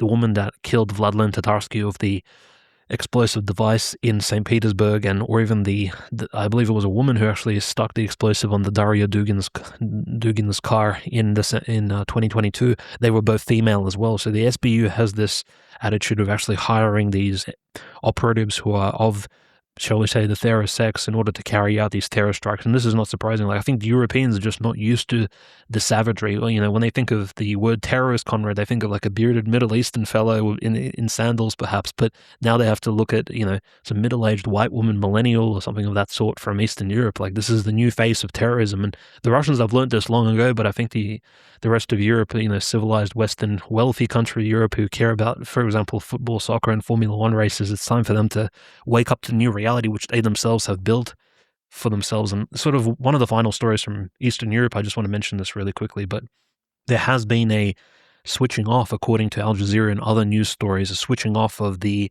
relay stations in Belarus, which apparently have been passing on, well, shall we say, like forward scouting information to Russian missile launchers. And Zelensky did threaten Lukashenko and Belarus with retaliation. He did say, we will begin missile and drone striking Belarusian scanning relay stations located on Belarusian territory. But Zelensky personally he's both made the threat and then he's confirmed that Belarus has switched off these stations.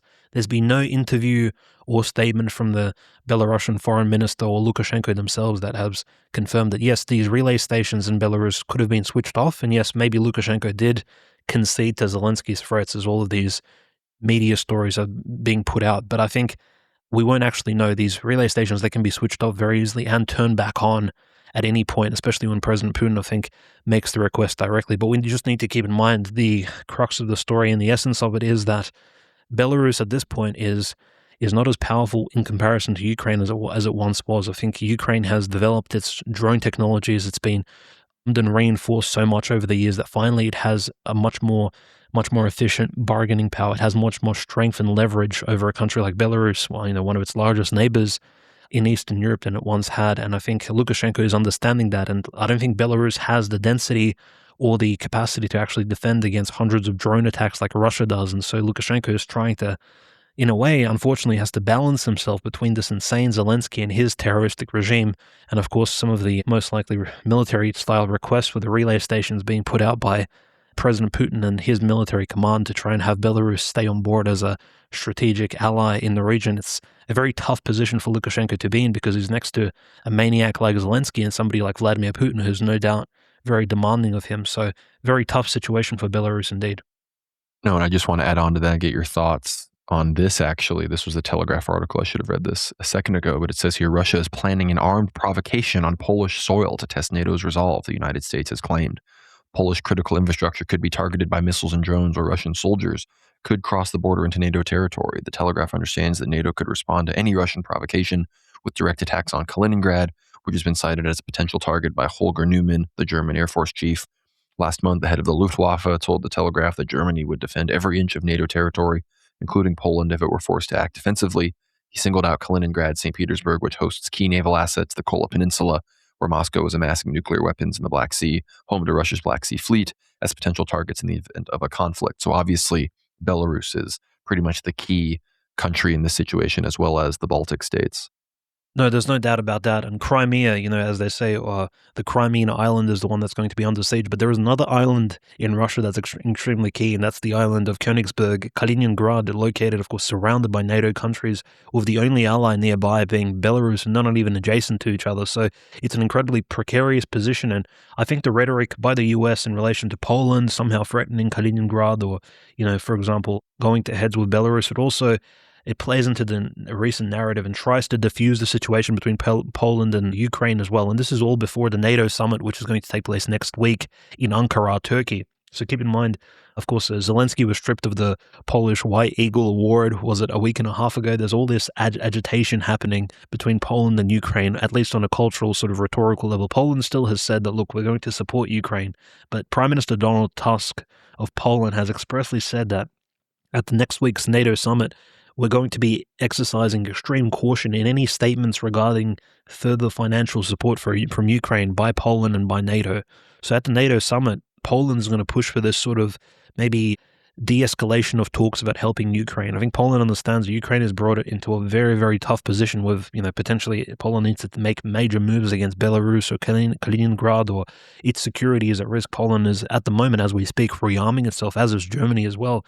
And I think they finally understand that the future of Ukraine, whatever it may be, if it's a future Banderite neo-Nazi Ukraine, and they begin sort of, when we talk about them putting up statues to Bandera, Lebedь, and all these other figures who at some point have killed Polish citizens, all of this is not looking too fondly upon Poland. And I think in some ways, Conrad, Poland really begins to understand that, look, if something happens to Ukraine, Poland will be turned into that future sort of periphery Ukrainian project state, that sort of Frankenstein's monster that will be used by the US and unfortunately by countries further more safer, like the UK, for example. The UK, remember, looked out for Poland during the so-called Nazi German attack, right, in 1939. That was like one of the major concern points, of course, when Poland was invaded by the Third Reich and by the USSR. It was the UK, it was the British Empire that stood up for Poland. I think in the future, just like the UK is standing up for Ukraine now, Poland's going to be used as that sort of frontier, almost battering ram like vanguard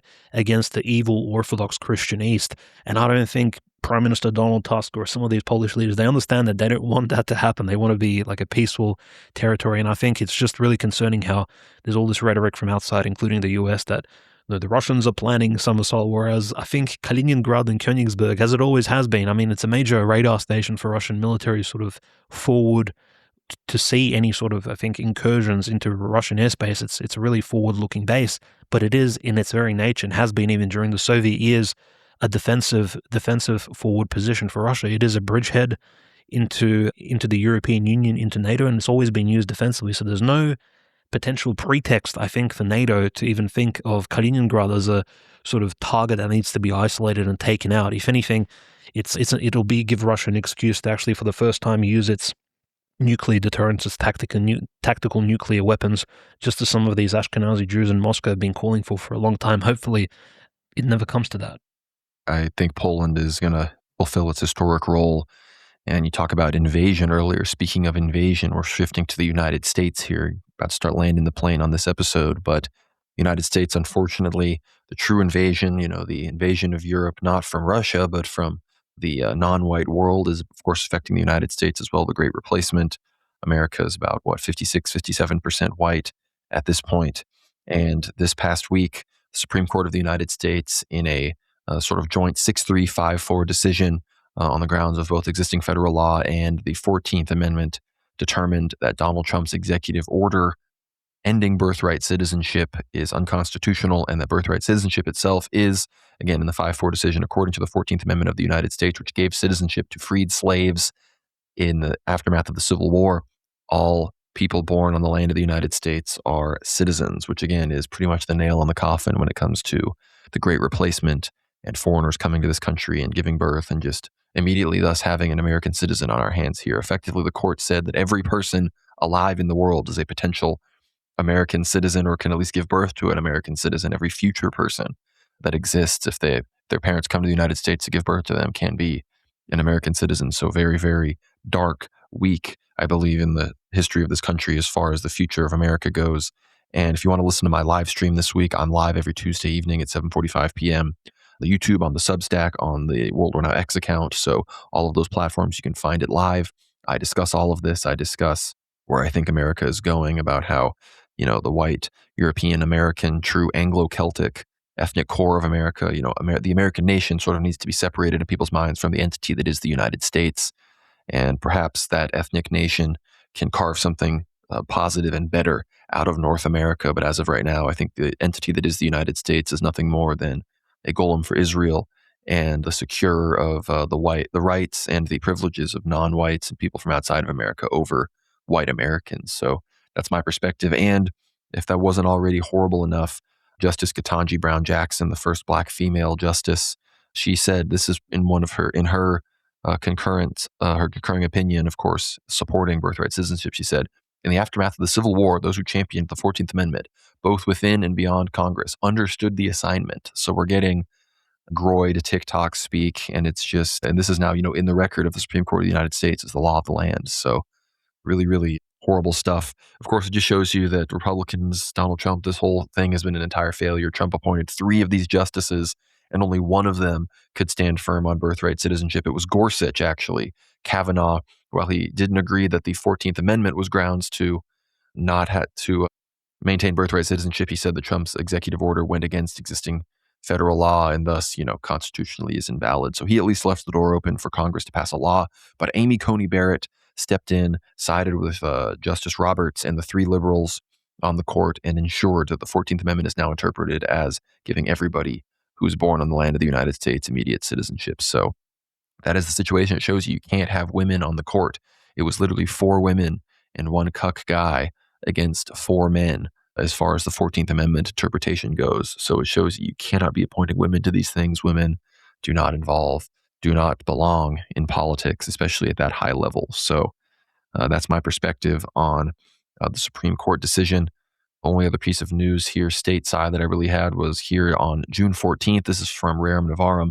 Paramedics were dispatched to a known address of Senator Mitch McConnell for cardiac arrest, and according to the 911 call, the first responder began performing CPR on what is believed to be McConnell. Notably, McConnell has not been seen or heard from since this incident, with only his staff providing statements about his alleged hospitalization.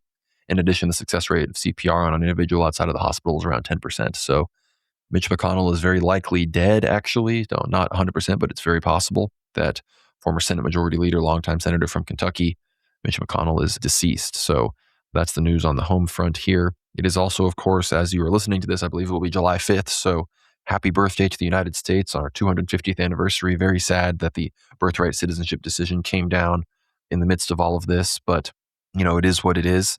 I'm obviously I'm proud to be an American. I am happy to have been born in this country. However, what it has become is sad. And I think the public understanding of the 250th anniversary sort of says it all, right? I mean, I remember seeing videos from not 200, but the 200th anniversary of America in 1976. And it was like an event. It was true Americana, red, white, and blue, Norman Rockwell, true America everywhere. And of course, the country back then was still, basically 90% white. And it really was a true America. Whereas now, 56% white America people. I mean, look at the Great American State Fair that Trump's putting on the National Mall. They have all these musical acts with like 2 people in the audience. Like, there's more people than that on just a normal day at the National Mall in Washington, D.C. So the patriotism is really not quite there this year. People are much more excited about the World Cup, the NBA Finals, Love Island, I guess, apparently. So that is what the Goyim are more interested in these days. Look, I'm sure tomorrow there will be a lot of festivities, Trump's speech. I'm sure it will be somewhat well attended. I'm looking forward. This is being recorded on Friday, so I'm looking forward to looking at some fireworks, roasting some hot dogs, hamburgers, doing the full thing. So happy 4th of July to all true American patriots. But one cannot deny that the patriotism is just really not there like it used to be, and it's undoubtedly because of largely the demographic situation. Because that vision of America, 1976, is a fundamentally Anglo-Celtic American expression of itself. So that's our current status here. But do you have any thoughts on birthright citizenship or America's 250th anniversary, Dmitry? Yeah, I think it's a shameful decision by the Supreme Court. It's just another piece of evidence that, look, maybe through elections, through the peaceful selection of judges, even that cannot shift the opinion. And Trump did, of course, post on Truth Social, said, I will take care of birthright citizenships, but talk is cheap, isn't it, Conrad, as we've seen with the MOU. Until the American Navy withdraws, we know that the potential is still there for more aggression, and we know that, of course, the decline of the United States will continue until somebody makes those executive decisions on the border in relation to migration, somebody getting off the plane pregnant, having a child, and that child receiving citizenship. These absurd laws that really shouldn't be in existence. And Trump, to give him credit, he has sort of, at least in theory, move the Overton window to a point where somebody perhaps in the right wing can push for these things to be done, but he certainly isn't that figure. It seems like there is an absence of willpower. I'm not sure if it's because of him, Jared Kushner, or some family members around him, or perhaps it's just maybe old age is getting to him, or maybe it's just right-wingers and conservatives bet on the wrong horse to begin with. But yeah, just an unfortunate decision. And you're right, just on the eve of the 250th anniversary, which is such a time of celebration. I'll just for a comparison, I think it was 200 years of the United States Marine Corps, if you remember, as al-Jilani visited the White House, and a former member of al-Qaeda, and of course Trump sprayed him with cologne as well. So there's been some embarrassments in the past in terms of anniversary dates. Hopefully 4th of July goes ahead quite well, and I wish everybody a happy 250th anniversary in the United States. Truly a unique, very wonderful country in world history, and hopefully goes on for a lot longer and stays as American as possible. I mean that in the express terms. No, us Americans receive your greeting warmly, Dmitry, so thank you. And again, while I may have my disagreements and even disdain for the entity that is the United States, the Zog, Zionist, Jewish occupied government, I have nothing but love for my fellow people, my Anglo-Celtic Americans, as I am not a Slav or a Med in any way. I'm a full Anglo-Nord. You can check the ancestry results. So that's me. So happy birthday, America. We hope something comes out of it that is a lot better than what we're witnessing right now. Empire, republic, monarchy or not, I don't care what form it takes, it can be better than what we're currently experiencing. But moving on to, well, not quite church news yet. This is, parachurch news, but many following, of course, the SSPX, the Fraternal Society of St. Pius X, which is a traditional Catholic priestly order. They decided to move forward with their decision to consecrate four new bishops without the permission of the Vatican, without the blessing of the Vatican. They have now entered a state of schism. I guess I'll break it all down. They consecrated these bishops. These bishops had already been sort of illicitly consecrated by Marcel Lefebvre in 1988, who had founded the SSPX. So the whole thing, this was Bernard Fillet and the other guy whose name I can't pronounce. And they did this in Icon in France at the SSPX seminary. It was at 15,000. Thousands of people showed up. It was raining. It was, if I was a Western Rite LARPer, I would probably have found it very cool. It was still somewhat cool, but again, the massive Western miters with the beardless priests and bishops is just so ridiculous at a certain level that you can't really take it seriously. And it makes it clear, yeah, this is not the church. But many people wondered, how would the Vatican respond? How would the dicastery for the Department of the Faith, the Doctrine of the Faith, and Pope Leo respond to this? And on July 2nd, excommunications were decreed over these episcopal consecrations. This is from Vatican News. It says the decree signed by the Cardinal Prefect of the Dicastery for the Doctrine of the Faith defines the rite celebrated on the 1st of July as an act of a schismatic nature. The bishops of the priestly fraternity of St. Pius X, Alfonso de Galarreta and Bernard Fillet, together with the newly consecrated bishops, have incurred ipso facto excommunication late sententiae, which means the moment that they did those consecrations, they incurred excommunication from the Catholic Church. It says, as regards the lay faithful, those who formally adhere to the priestly fraternity of St. Pius X are to be considered schismatic and excommunicated. The sacred ministers of the priestly fraternity of St. Pius X administer the sacraments illicitly, while the sacrament of penance they administer and the marriages they witness are invalid, which disrupts the status quo. Up until this point, the Vatican openly recognized the marriages and confessions of SSPX and effectively tolerated the rest of their activities as part of the Catholic Church. So that is the new state. There's a new schism in the Catholic Church, and the trads are out.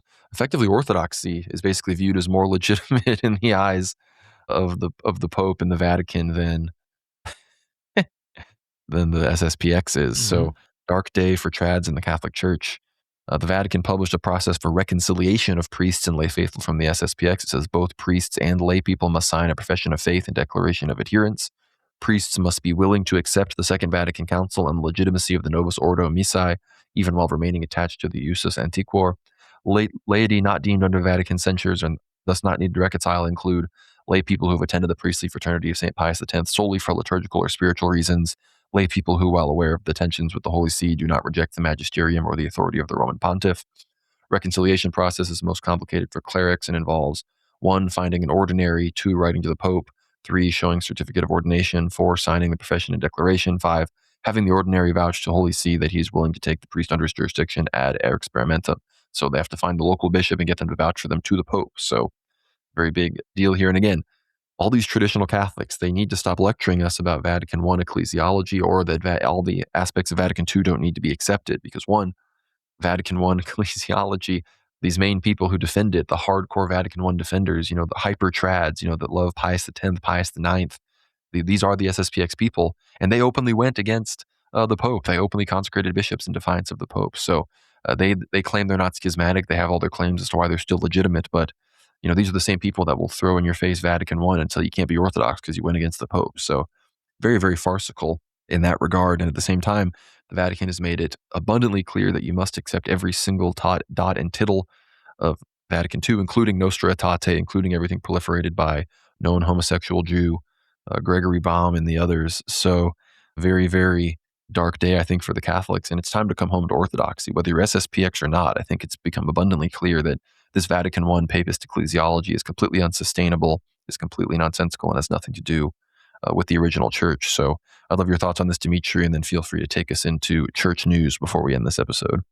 Yeah, it's a real shame, and I think it just throws out the window the notion, as mentioned by our good friend, former Roman Catholic Sneck, now Orthodox Christian Frenchman, that it wasn't the role of the Pope and the role of the papacy to ensure centralized power and unity, and now that unity is well and truly being broken. It's like it is the Pope who is promoting schisms within his own communion and church, and sort of not able to apparently disseminate power among these the smaller groups. The SSPX was not huge in size. It wasn't even 1 million people to some extent, but yet all this drama is somewhat coming out of nowhere because, well, I guess the papacy and the Vatican itself, Vatican City, has this preference for left-wingism, has a preference for ecumenism, and God forbid the Vatican becomes a point of interest for conservative and right-wing forces to consolidate themselves around. So, of course, they have to remove any sort of semblance of any right-wing Roman Catholic thought from that particular church. I think it's just really curious. And it comes somewhat coincidentally at an interesting time when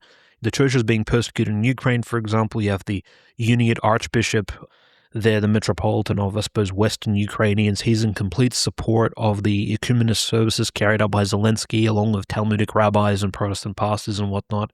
It just shows you that overall the Vatican, and irrespective of which pope it's under, but since Vatican II has well and truly been a cog in the globalist machine, and sadly that's where it's headed. And I think it's very sad to see our friends David Riley, for example, like sort of pious conservative Roman Catholics, really, I think, internally suffering from all of these unfortunate decisions by an American pope. So it's just it's quite a shame, really, that in 2026 this sort of nonsense still happens. But here we are. Now, speaking about nonsense taking place, obviously the persecution of Ukrainians is still ongoing. In the Kiev-Pечерsk Lavra specifically, we know that those monks are sort of on the cusp of being completely removed from their homes. They're the last remaining monastics of the Kiev-Pечерsk complex. The 140 or so of those men are being supplied basically with food and water because they're not allowed to actually leave their homes. If they would get arrested.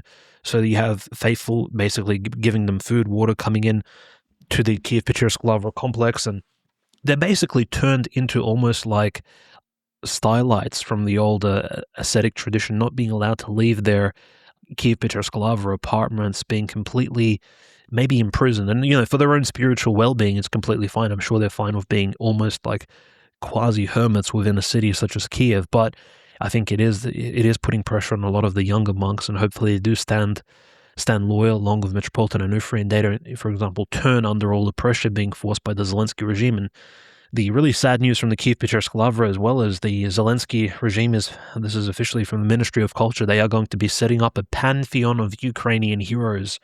Sounds somewhat paganistic, and that's because it is. They're going to be setting up a series of murals, busts, statues within an Orthodox Christian monastery dedicated to, again, figures we mentioned earlier, Mazepa, Bandera, Lebedь, Karczynski, all these members of, for example, neo-Nazi Banderite formations that have existed in the past during the Second World War, before World War II, and again, thereafter, even modern-day figures who've shown themselves in the Russo-Ukrainian conflict. There's going to be essentially an entire religious shrine dedicated to these heroes of Ukrainian nationalism, which is incredibly shameful. And there's been a lot of responses because the first shrine of this sort was already constructed. It was a bust to Ivan Mazepa, right, this Ukrainian Cossack turncoat who essentially betrayed Tsar Peter I during the Swedish invasion of the Russian Empire in the early 1700s. And this particular Cossack, Ivan Mazepa, and he took several hundred Cossacks with him. They basically betrayed the Tsar. And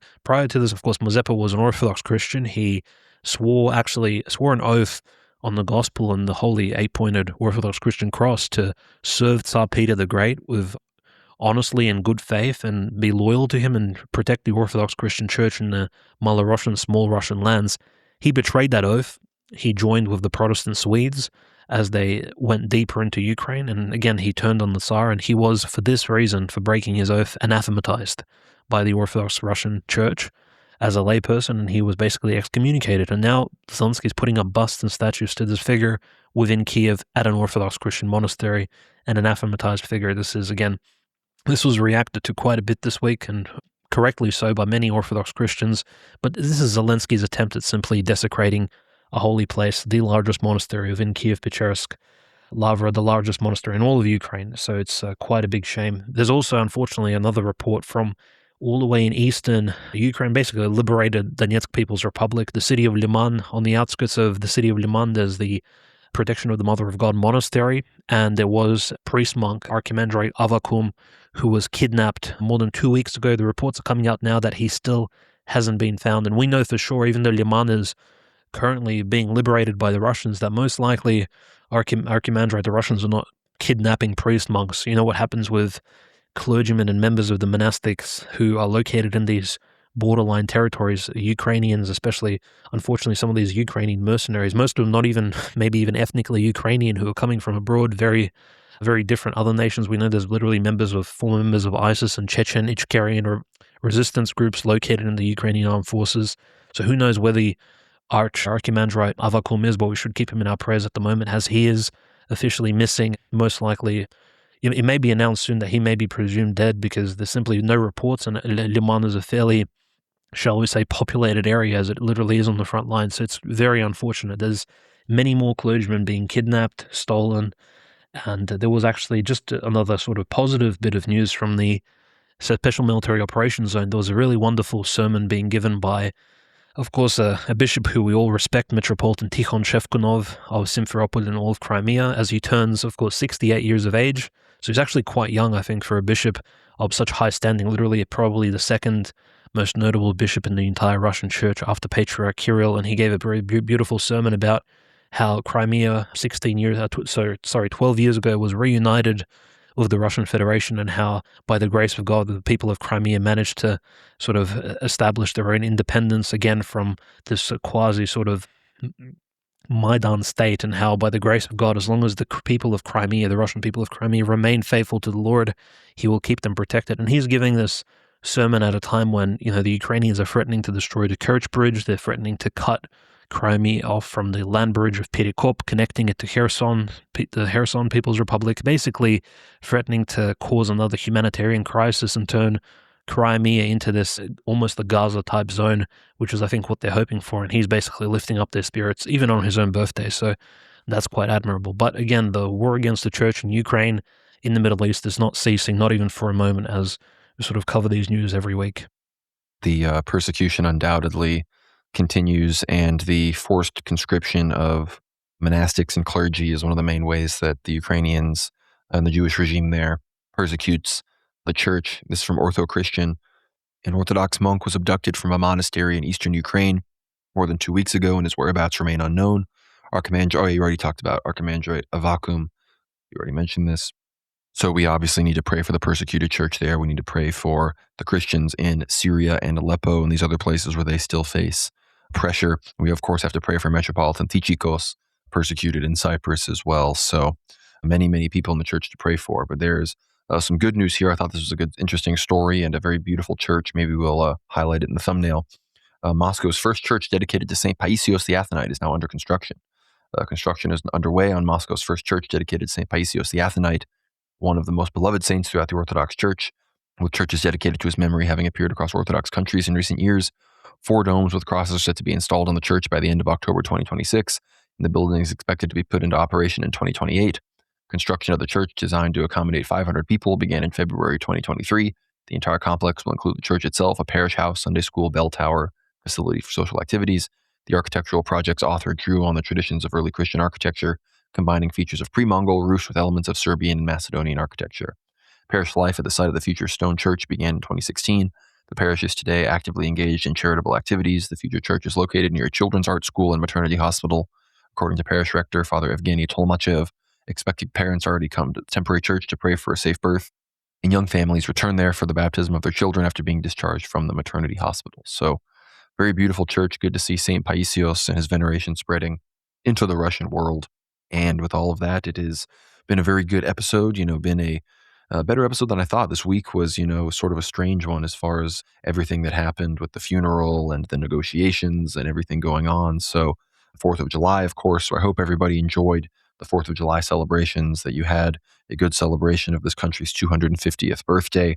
Of course, at the funeral in Iran, as this is going on, they were chanting death to America, and I cannot blame them. So God bless them, but also God bless America. So it's really quite it's a show of contradictions and dichotomies here on World War Now. But what has Dasha Nekrasova said? The Slavic mind can accommodate contradictions. I'm not Slavic, but and as an Orthodox person, I like to, sometimes I've got the Slavic soul. But I want to thank everyone for tuning in here, making it to the end of this episode. This has been a good time hanging out with you, Dmitry. I want to encourage everybody to check out this week's Ether Hour episode, all about digital ID, Mark of the Beast, quantum dot, future Antichrist technology, the prophecies of St. Paisios about the Mark of the Beast, the COVID vaccine, all these other sorts of things with Maria Z. We're going to have that linked down below. Really, really incredible Ether Hour episode this week. Get behind the paywall to get access to all of the Ether Hour episodes. Of course, this episode with Maria Z, as well as all of our episodes with Yaqub Saraf, former defense minister of Lebanon,